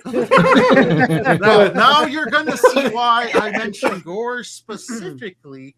And this may be maybe not my new standard of gore because this actually isn't gore. I'm going to take it back.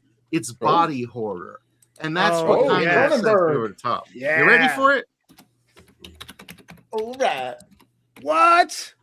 That's just herpes. dude. Can you bring it up closer? Can you put it up closer, please? Oh my, that is awesome. I gotta get the That's book. the sixth jab right there. Yeah. Great. Yeah. Now, this character we know, I'm not going to say who it is. All I'm going to say is when you see them, you're going to feel the impact because this actually does a good job at making you give a damn about these characters. Wow. And you're like, oh shit, how's the rest of the family going to handle this as well? Because you're introduced to this person's family. The entire story wraps around these people's family and then slowly evolves to consume the whole town.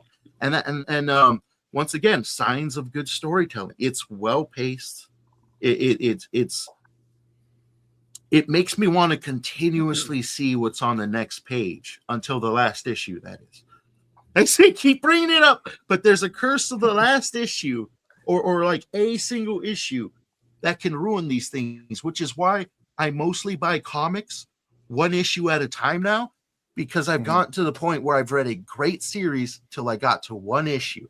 One issue that makes me just put down the entire thing. This is when we're introduced. Now, once again, actually, the entire cast white so far.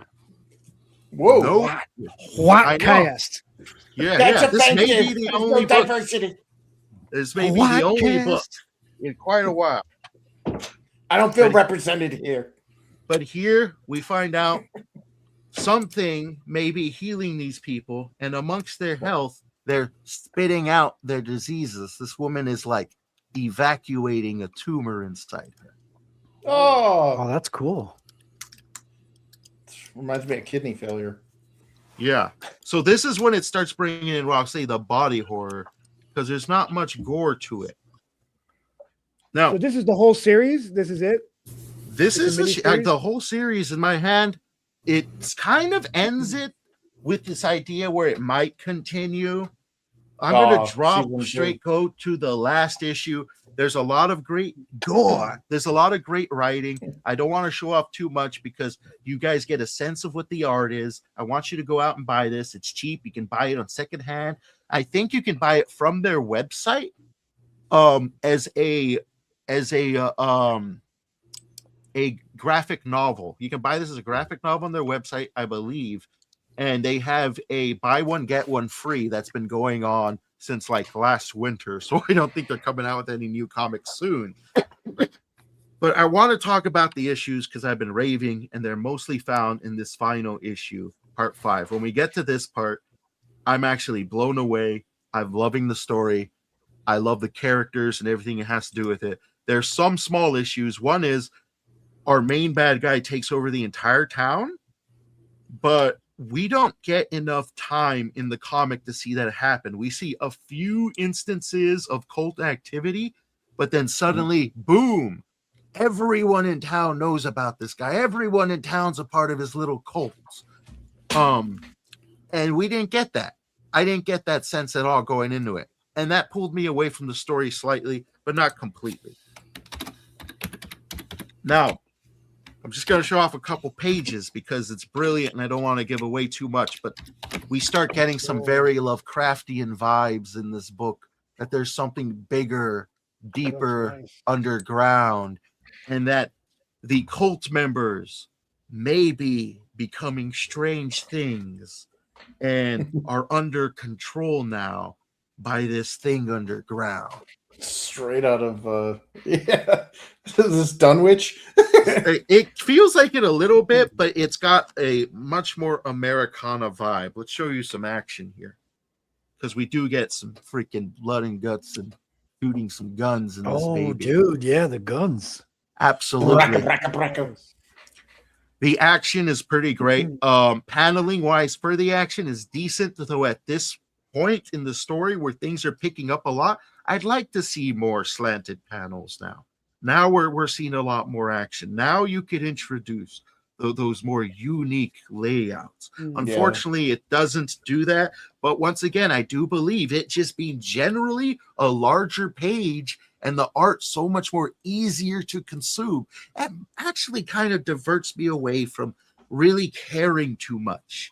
Though it does stick out for my usual complaints about paneling and action. Though this is a very nice scene. There are a few, I don't want to call them deaths, let's say injuries that look like they should have been deaths, but they Mild weren't. inconvenience. Yeah, a few of those, which I don't like. And one big thing, here's another great one for you. Beautiful color. Oh, Absolutely. I'm not going to linger too much because I don't want to give away storyline. Yeah. One big thing is like, oh yeah, you get some crazy stuff happen on this page, practical effects. Hey, look at and me. then suddenly on this page, everything wraps up and it's over. Suddenly. Oh no, they ran out of budget. They're like, yep, done. And the next page is years later. Our main, like at that point, I felt so jarred. I was like, wait, that's it? But Epilogue. it was a slow burn. I thought we were going to get a bit more. And on top of that, the way the creature was defeated was also, I don't want to say it was anticlimactic, but it wasn't as climactic as it. Yeah. And it's like, this is all nonsense. One page. And then we get to the end. We follow him. He's much older. And I have to reread a little bit to remember who that is, because almost every woman in this thing is blonde, which I get, in this location. It's all in the family. They're all probably going to be blonde, but you can mix it up a little bit, You can at least make them dress a little differently. But I figured, oh, wait, you're the blonde that didn't die. That's who you are. It's on my business card. Then it drops it in for no reason. It ends with them basically saying, oh, it's probably still down there. It might come back. Oh, and by the way, my little girl daughter, who is a little tiny girl throughout this entire thing, is back from college. And by the way, she's a lesbian. I'm like, okay, there we go. That I guess there's There we the go. check mark. That's how you got this published. This cements it. This cements it, dude. This comic book collection that you showed, I was getting these vibes the whole way through. Yeah. This is a series pitch. You're probably right. It ends feeling like now with that, it's a pretty good series pitch. Yeah. Oh yeah. Like The it's end sucks. Lovecraft. The end sucks. I'd say this actually feels more Americana. It's got that old, like small town curse vibe through it, and I don't want to give maybe Stephen King-ish. acoustic guitar in the soundtrack. Stephen Kingish, and once again, like I said, it's not fully woke. It has a moment. It has multiple times it sets up to talk about the environment, to this trashy white people, to talk about race, to talk about religion. Damn to make a whites. comment. But it waited until the very end to just drop something in there, though it did set it up for a sequel. And I thought that'd be a shitty sequel because then we're going to follow these characters, and that's where you're going to go full woke in your season 2. But for what it is, like, let's just say that they only mention people who are really into the environment once, and they call them eco jihadists. So someone, so I think that at the end may have been just like someone saying, "Hey, we keep being pressured that this should be in the book. Put it in on the last page where it basically doesn't matter." I think because this is a bunch of floppies, they came out periodically. Well, no, these came out all at once. They released that entire thing all at once. Are you sure? All at once. Yeah, that was their business model, is just full release. That's weird. Why not just make a trade paperback? That was a TKO's business model. When they released everything, they released it all at once. They released the trade paperback at the same time as all the floppies in this box set. Well, that's weird. It probably contributed to their failure. The reason why I mentioned that is because as you pretty much called it out, where you said shit, like the producers or whatever that are looking at this, because this is, if I'm approaching this from the pitch perspective, the producers are like, you don't have any black people in here. And you know how the diversity crap is. And they're like, well, you got to put some of the other messaging that in doesn't there. sound like a woman. You need to pitch it a little more to the side and bring down Giles! There you go. No, that's it. So with that said, you're right about season 2, because if you haven't noticed, like they pull that with the series. The season 1 or episode 1, they got the hook into you. They're like, wow, this is like a Night of the Seven Kingdoms. Wow, this is really good. And then this is faithful to the book. And then season 2, all of a sudden, there's like a random black character in there that wasn't black in the book, or gay this, or like some other, and it's like, that's if you want to do business in Hollywood, you want to do business in anything that's motion pictures, you have to play ball, and that's their condition. And with that said, I have the most accurate and best rating system in the world. This is my favorite part. Yes. Negative 1,000 to $1,000,000. What does this get? This gets, because it's actually really good. There's a lot to love here. This one I would give a solid 800,000 to.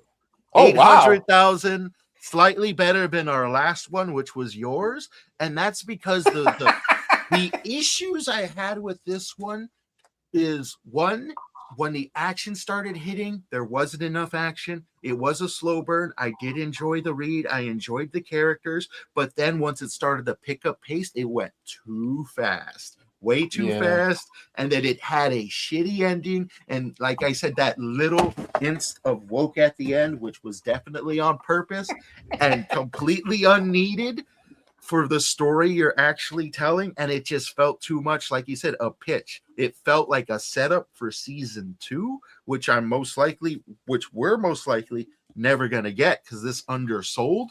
I can only say that based off of my own research, because they have not released the numbers, but let's just say nobody's talking about the acclaim of Red Fork. All right. Most of you are just hearing it for the first time, but that's kind of what we do. We're here to not only review comics, but to explore good and bad comics, what's out there and who's producing what. Because most people before this would have never heard of TKO Comics. They have a few good ones out there, a lot of cheap ones because they didn't sell that well once again. So if you like this, if you thought this artwork was awesome, because it is, and I kept some really good shit from you in a few of these issues, pick it up. It's cheap. This is poor man's entertainment. You can get it like that. And like I said, it just feels like what's at the end is tacked on. If you go ahead and just ignore the last handful of pages, this is a very good comic. It's worth owning for the price it is. So I love to see effort put into the packaging as well, like to have a double box like that. It reminds me of, like, remember when you were buying CDs and some albums have these the liner. Yep. I'm gonna steal that too. Remember Pulse?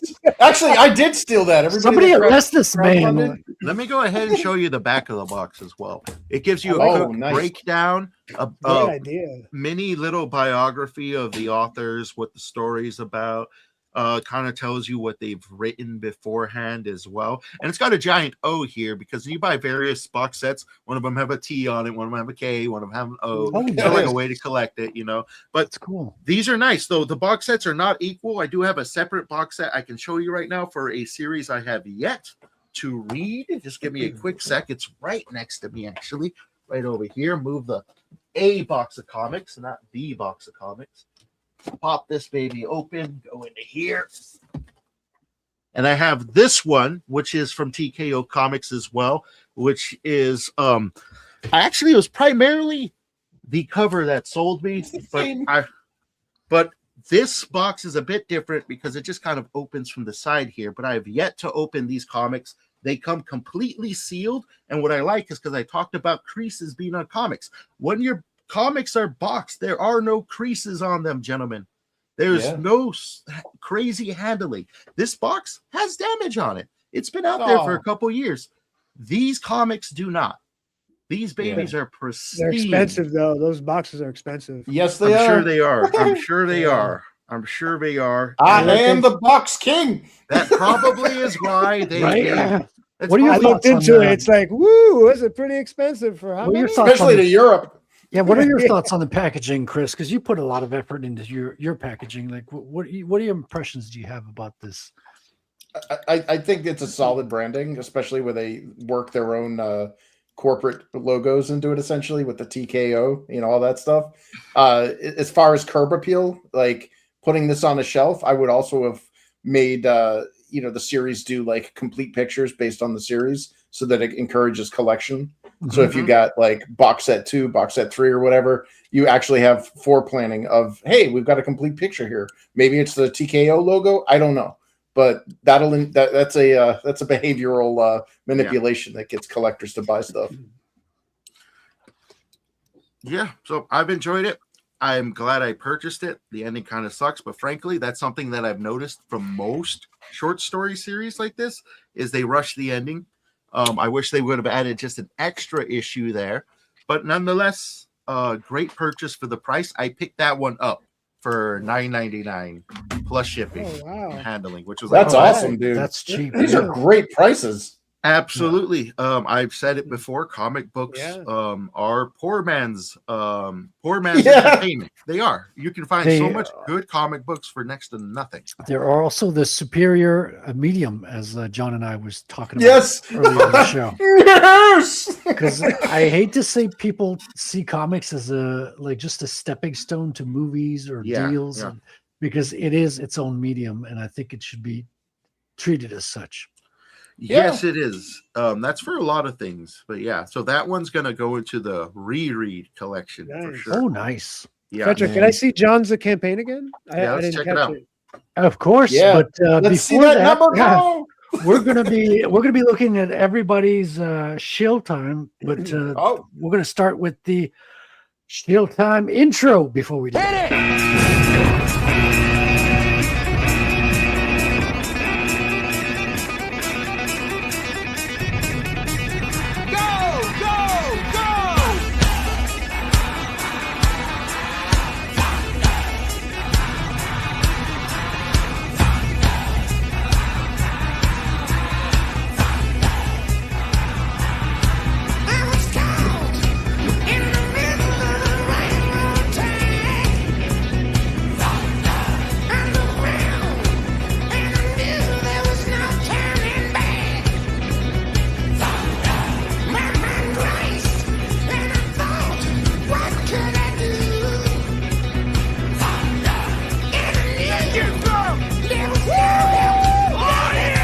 Convoy, 12 o'clock, on my command!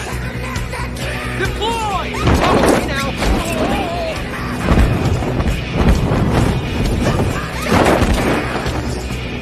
Little off course here. Holy mommy fucking shit! Oh, there they are. Look at these gorgeous sons of bitches. There we go. And let's have a look at the campaign real quick.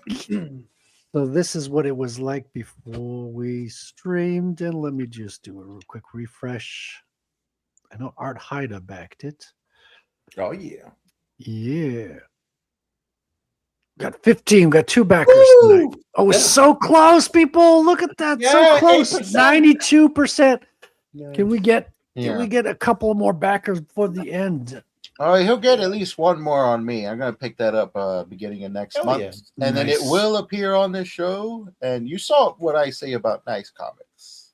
Yeah, Hopefully hey it's James, that was a great job on the review. I am really looking forward to seeing what you have to say about my book. I'm looking forward to reading it, man. I love good material. You know, I love spending my money on stuff that doesn't suck. Nice.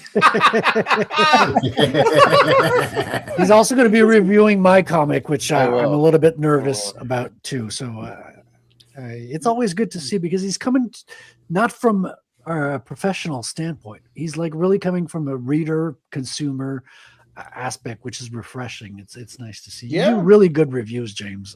Always you. happy to see Yeah. those. James, would you be interested in proofreading my 3rd book? Sure, man, no problem. Hell yeah, because I appreciate your feedback. Yeah, it's you really did the good. review of my book last week, so I took some of that, took all the notes. So It's a good book, Yeah. man. I put it in my reread pile. You Hell heard yeah. it here first, ladies and gentlemen. Infinitale Chronicles #3 is going to have a lot of gore in it.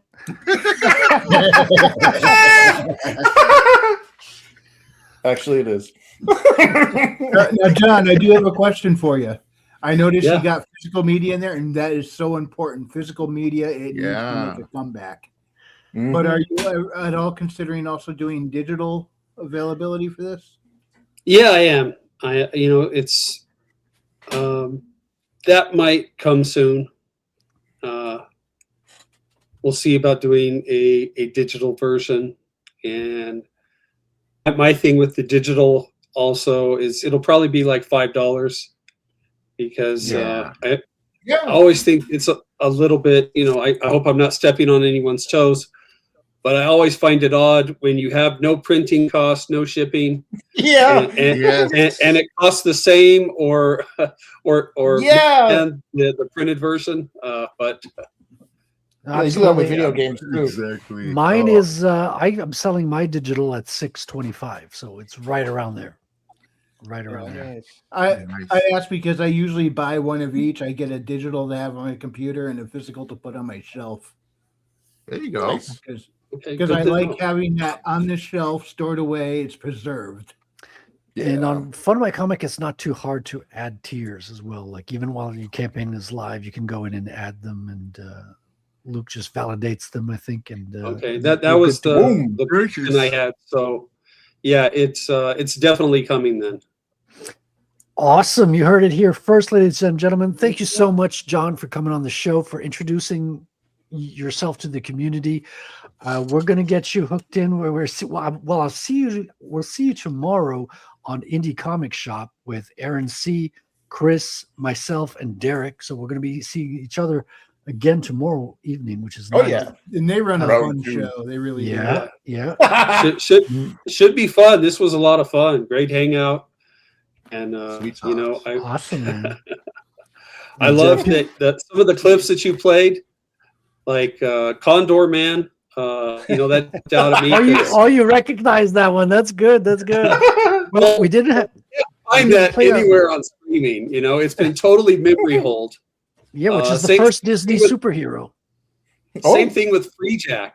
That was its Yes! beginning. Let's And- go. and- All right, John, you're officially our favorite guest now. And here's a clip we haven't played all evening, but this is a regular one for our show. You guys know what I'm going to play. Here we Oh go. yeah. Our Giggity. favorite Sabrina.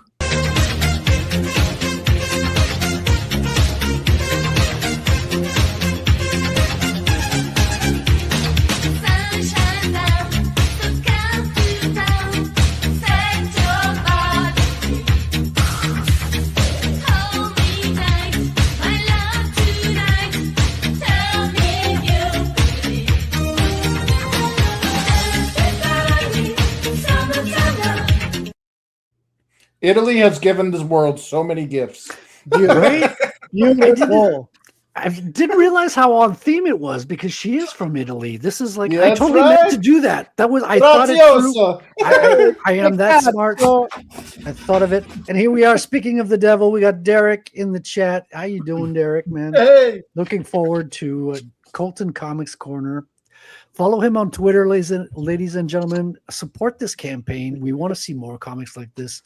This is beautiful art, talented writing, and very thoughtful comics. And we're happy to see that we're such a variety of stories in indie comics right now. We are living in a golden age of talent and stories.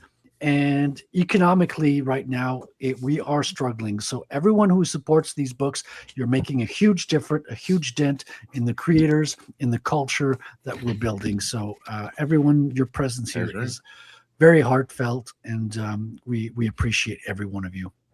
We're going to go quickly through everybody else and promote everyone else's campaigns real quick. Let's start with my good friend here, Mr. Rosario, Scribe Comics. What up, guys? You've got What's a up? comic in production as well. Tell us It's in production. Where can Yeah. your stalkers find you and follow you? Well, you're one of my stalkers, remember? The pictures you sent me the other day? Shh, don't say anything.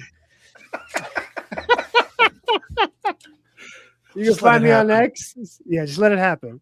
You can find me on X, and then on Saturdays at 8:30, you can find me with this Frenchman over here at the Commandos. That's right. And we got to talk to Patrick because he kind of, a little disrespect and left. So we need a little discipline. So rude. So rude. But yeah, and catch on Sundays at 10:30 with Ben Herrera. John. Yeah, we had a great show this Sunday. That's I right. was on there talking about Rattel, and you guys, we had a good time discussing food and women, which are I want to two of my get John favorite on there things. too. Yeah, I want you to come back maybe too on this Sunday and hang out, man. And then I'll be talking about the comic too, Heavy Automo. So stay tuned. Trailers coming soon. Pages coming soon. Which is your man. project. Can you give us a little quick elevator pitch of your comic, Scribe? Yeah, we have a young boy, Brian, who accidentally finds a giant mech that was built by Dr. Harold. Wait, how do you accidentally find a I giant wanna mech? accidentally find a giant Outside mech. trip. Oh well, it happens, man. You stumble upon some, laboratory in the city, secret compartment. Oh, what the hell? Yeah, Did anybody order a pizza? I find Yeah, you're- 3 of those a year. Yeah, your Doc Brown moment, Yeah, but James, you're out there looking. You're in the desert. It makes more sense. They're mostly Chinese. Oh, very nice. Guilo. None of them work, and they fall apart in an hour. Oh, but then you're hungry for more in 15 minutes. It got so bad, so fast. Oh my god! I totally forgot where I was. Oh, So anyway. yeah, you could. You're stumbling upon giant mechs. Giant mech and accidentally giant mech from Dr. Harold, a rogue scientist that was working for the military that set out Automo to be a force for good, not for evil. And during this adventure, you'll find that this alien race is coming for the mech because it is powered by a neutron star that belongs to them. So stay tuned. All right. More to come. It's kind of in a vein of Mazinger, Voltron, Get a Robo, Super Robot. Star Kid? Star Kid. I don't know what that is. And you've got an artist by the name of Ben Herrera, Ben who's Herrera. also on the other side of the ocean. What is it with you guys and getting artists on the other side of the ocean? Like He's American, by the way. He's a Californian. He's Yeah, American. but he's still, you're sitting him on the other side of the ocean just to brag. Oh yeah, he's out there in Europe. I got a fancy artist. You trendy creators, you. Yeah. That's how one American got around getting replaced. Just in case people are wondering, Star Kid is about a kid. It's a movie about a kid who finds a mech. There you go. Oh, I see the tie-in now. I gotta see it. Awesome. Yeah. Well, thank Watch you, the Scribe. trailer. You're It's probably welcome. not worth watching, to be honest. Okay. Well, you've just saved me a lot of time then. Thank you. James. Thank you, James. James, Yeah, you're the thanks for man. Hey, James, Thank you and so Mike much, Partika. Yeah, you guys gotta fight it out. Thank you so much, Rosario. Happy to have you on the show again. It was a good time. You got to come back when James is going to review the Incal, which is Moebius, which is one of the most classical comics of all time. Yes. That is going to be interesting. Have perspective on it. James, you're like 1/6 of the way in, I think. About I am 40 pages in. It's smoking crack crazy so far. The craziest shit is happening. We got talking birds. We got aliens and cryptids with guns. We got gigantic cities with cloning and dead people and not enough gore, but people are getting ripped to bits here and there. So the gore nice. is coming. The gore is coming. Yeah. Yeah. So, what exactly do you find weird about it, though? Besides all the shit that I just said. Yeah, that all seems normal. Okay, well, we got this scene where this bird is proselytizing and healing people and talking about, like, basically the city is coming to an end and you must repent. So that's pretty crazy happening in some dude's apartment in the cyberpunk city out of nowhere. And he's all like, hey, where all these people come from? Get out of my house. And then this cryptid alien breaks through the wall. It's like, look, it's a bird. They're not supposed to exist. And it's got guns and starts killing people. And they're all after this thing called the in-cow, which we're not necessarily sure what's up with it. But it brought the bird to life so he can go ahead and proselytize. And now they're on the run. And he goes to a place where there's this dude who's changing bodies and getting cloned and shit. And then he's going to get tortured and torn apart. So there's just a lot going on. It really reminded me of my first sexual experience. So if you want to hear more about this in-cow review and James's first sexual experience, like and subscribe. Stay tuned to the show. Yeah, here's the in-cow. Now I do gotta warn you, I got a lot to read. All right, here's the in-cow. Here's a random page from the in-cow. Okay, and you're gonna get more of that later. But later on, we're also gonna review Dune because I got the graphic novel. There's links to the two of them. Also. But I was stupid. So I decided to pick up volume 2 and volume 3 of Dune. So that might take a little while for me to get through. At the same time, I might just get lazy because I already consumed all this and tell you it's good. You'll find out later on. But overall, I have so much to read. Good. It's going to take a little while, but I also have some stuff on the backlog. So hopefully next time we'll get to the in-cow. But in case we don't, because this is a lot to read, it's big. I have some other stuff that I could possibly bring up, though I'd have to refresh myself on. You can follow us here for that, folks. You can also follow me because I am a short story writer, which is why I take the written portion so seriously.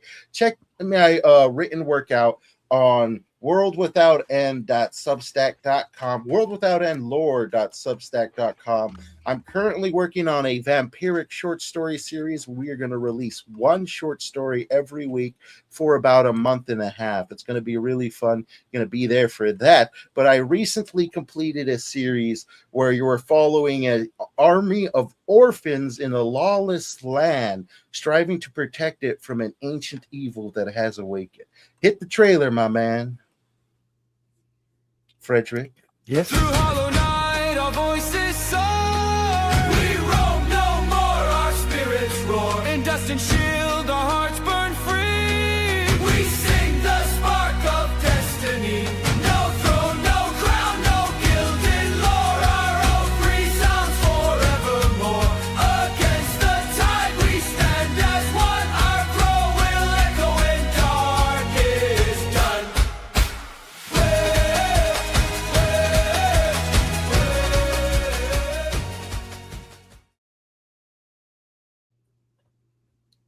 Yeah, you're muted, James. Nice.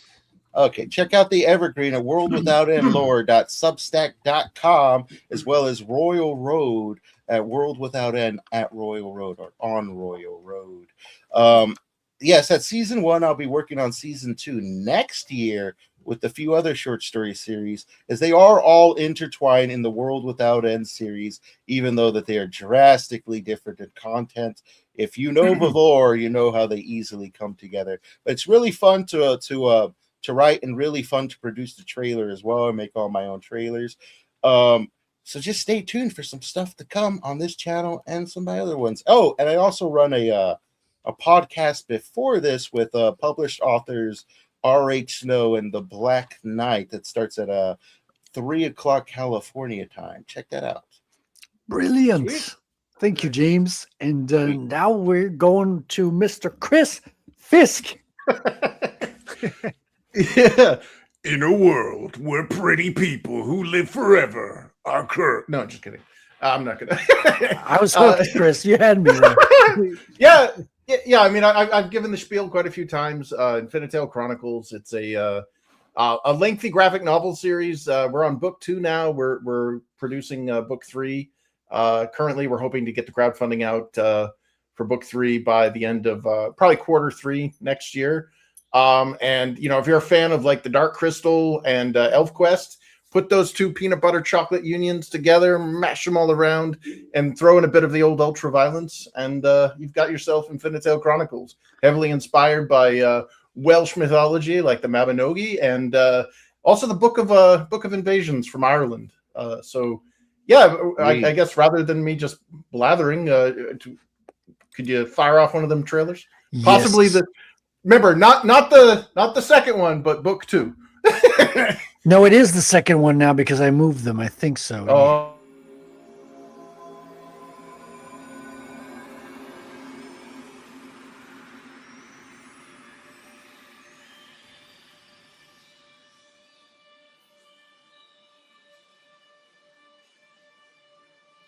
Knowledge is like a seed.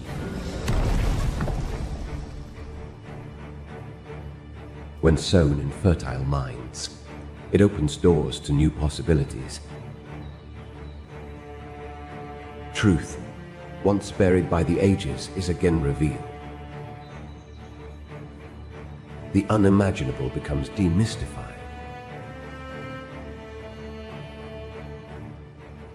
New wonders are discovered that transcend the limitations of previous understanding. However, some doors should never be opened.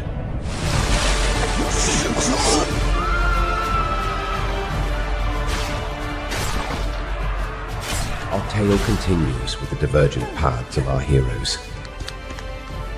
As a naive king toils with ancient powers beyond his control, a grieving queen makes a fateful decision that forever changes their world.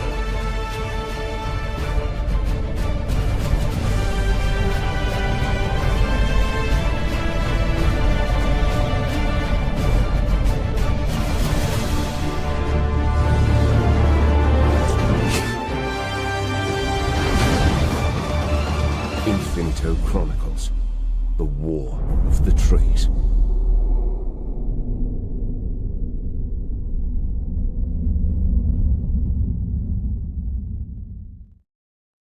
That's right. Both are available. Well, actually, book 2 and book 1 are now available on Amazon. So they're out of the crowdfunding stuff. You get the retail versions. That means you don't get all the cool tchotchkes and additional bonuses of the crowdfunding stuff. But at least you get the cool story. Book 1's 54 full color pages. And you book get 2 Prime delivery like in 2 days or something. It's pretty cool. Yes. Yeah. I wish I could throw in some of the cool box stuff that I do with the campaigns, because it's out of my hands how Amazon delivers it. If you get it in that little bubble wrap thing, I don't have any say in had that. to be there, and make sure you don't miss out the next campaign, folks, because Chris puts in the extra mile when it's time for packaging. I tell you. Oh yeah, that's my product design background coming in.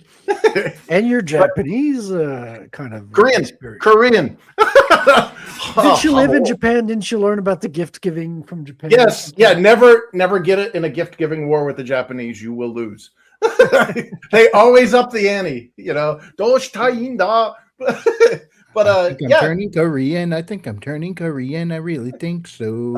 I know. I do my ancestors disservice where I know I can speak Japanese, but I can't speak Korean. Shame on you and your ancestry, Chris. But and if you want to watch James's review on Infinitale Chronicles #1, go check out our backlog on this channel. Oh yeah, James is a pretty good review, which brings us to Mr. Wrangler from Frequency Studios. Sir, what are you working on, and where can people find you? I don't know why I have an English accent to listen. You can find me on YouTube. Check out do a channel search for @Wrangler212. And you could also follow me over on the X Twitter @Frequency Studios, but drop the first E because somebody else beat me to that tag. So, oh well.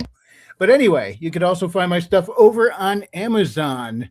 I am currently working on books 3 and 4 in the Bad Kitty series, and I'm looking at having book 3 out before the end of the year. Hopefully, book 4 will be out right alongside of it, but at least book 3 will come this year. In the meantime, if you do a search on Amazon for under Bad Kitty Frequency Studios, you'll find books 1 and 2, Haley Star Bad Kitty and Bad Kitty Haley's World. Alien Invasion Problem will get your arm-mounted potato gun ready and go on an adventure with Haley and Elizabeth. It's a little bit Goonies with some sci-fi and fantasy elements and a whole lot of fun. So if you like a good adventure novel, these will do it for you. And if you like to share adventure novels with your kids, I kept it good and clean so you could share this with them without worrying about any of the, a whole lot of things called young adult. They're not meant for that age group. This is good for all ages, and it'll be a good tale to share with your kids and enjoy.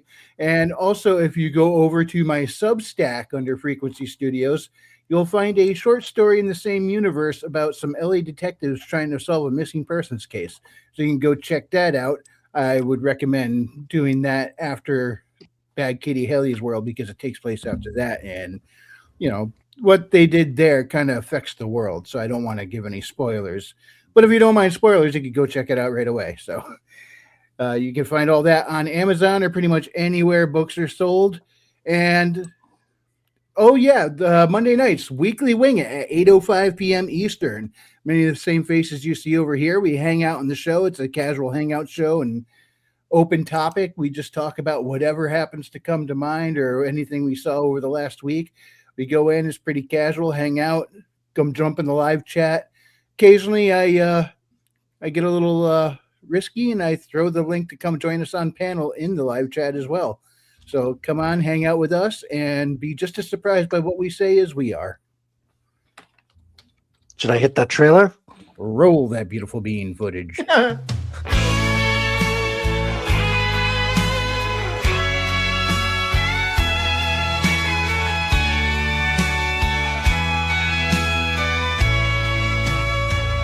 Haley and Elizabeth are back, and this time the Spuds are really going to fly.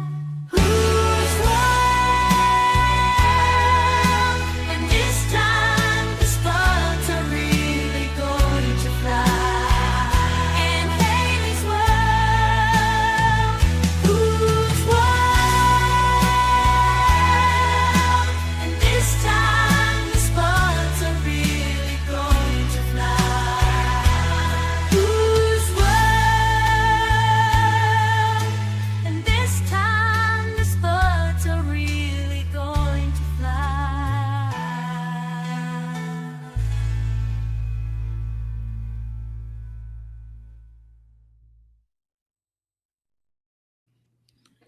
Yeah. As I'm so fond of saying, it's amazing how many problems a well-aimed arm-mounted potato gun can solve. And of course, I have been your host, Frédéric Guimond. Thank you so much for tuning in such high numbers. We've got 75 people watching. This is a record for this show. So thank you so much, everybody. It's good to have you all. Make sure you like and subscribe. And I also have a book coming out. I'm in the Second Chance campaign. We're just about to hit the printer out the backside of the head. No, I mean sending the files. So if you want to secure your copy, back it today at retailcomic.com. It's a superhero story, 90s style artwork, but very much set in today's world with the sci-fi hint of today's technology. Have a look at the trailer. Here we go. Our world is crumbling, and most people are blind to it. A young computer whiz named Raimi decides to stand against the rising tide of oppression, only to find himself under the boot of those behind it all. Incarceration only proves to refine his resolve. Divine intervention takes away all fear from him in order to fix a broken system that enslaves us all There comes a time when good men must ignore bad laws. Raimi dons a mask and becomes Rattel.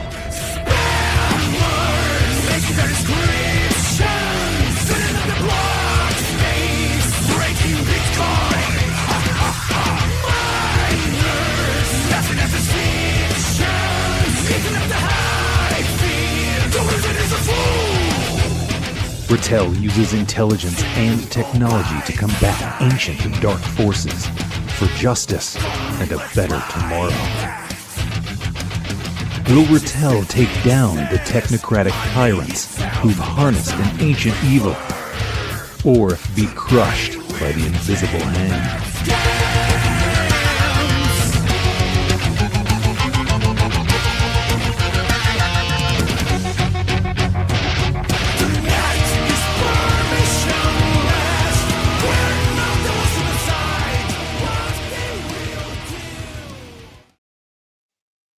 And that's it for our show today, tonight, this week. Thank you so much for watching, everybody. I will be heading over to Katie Did's channel for CG After Dark, where we will be promoting Super Killers.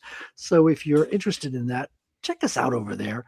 I want to thank John Colton again for coming on tonight, introducing himself to the space. And you can see him again tomorrow on Aaron C. Immortal Rising's channel. Oh, yeah. Around 7:15, 7:30, usually Eastern time, with Chris Fisk and myself, as well as Derek, who's going to be there. So we're going to find out more. And you can usually find me creeping in the live chat over there. Yeah. That's right. He's the Shia LaBeouf of our show. You creep, you. Just do it. So support the Three Brothers Gruff. Check that out. Check out also Paul Bunyan versus Dracula. You won't find anything else like it in the comic space. And I'll catch you again next week. Thank you so much for tuning in, everybody. Bye. Love you. God bless everybody.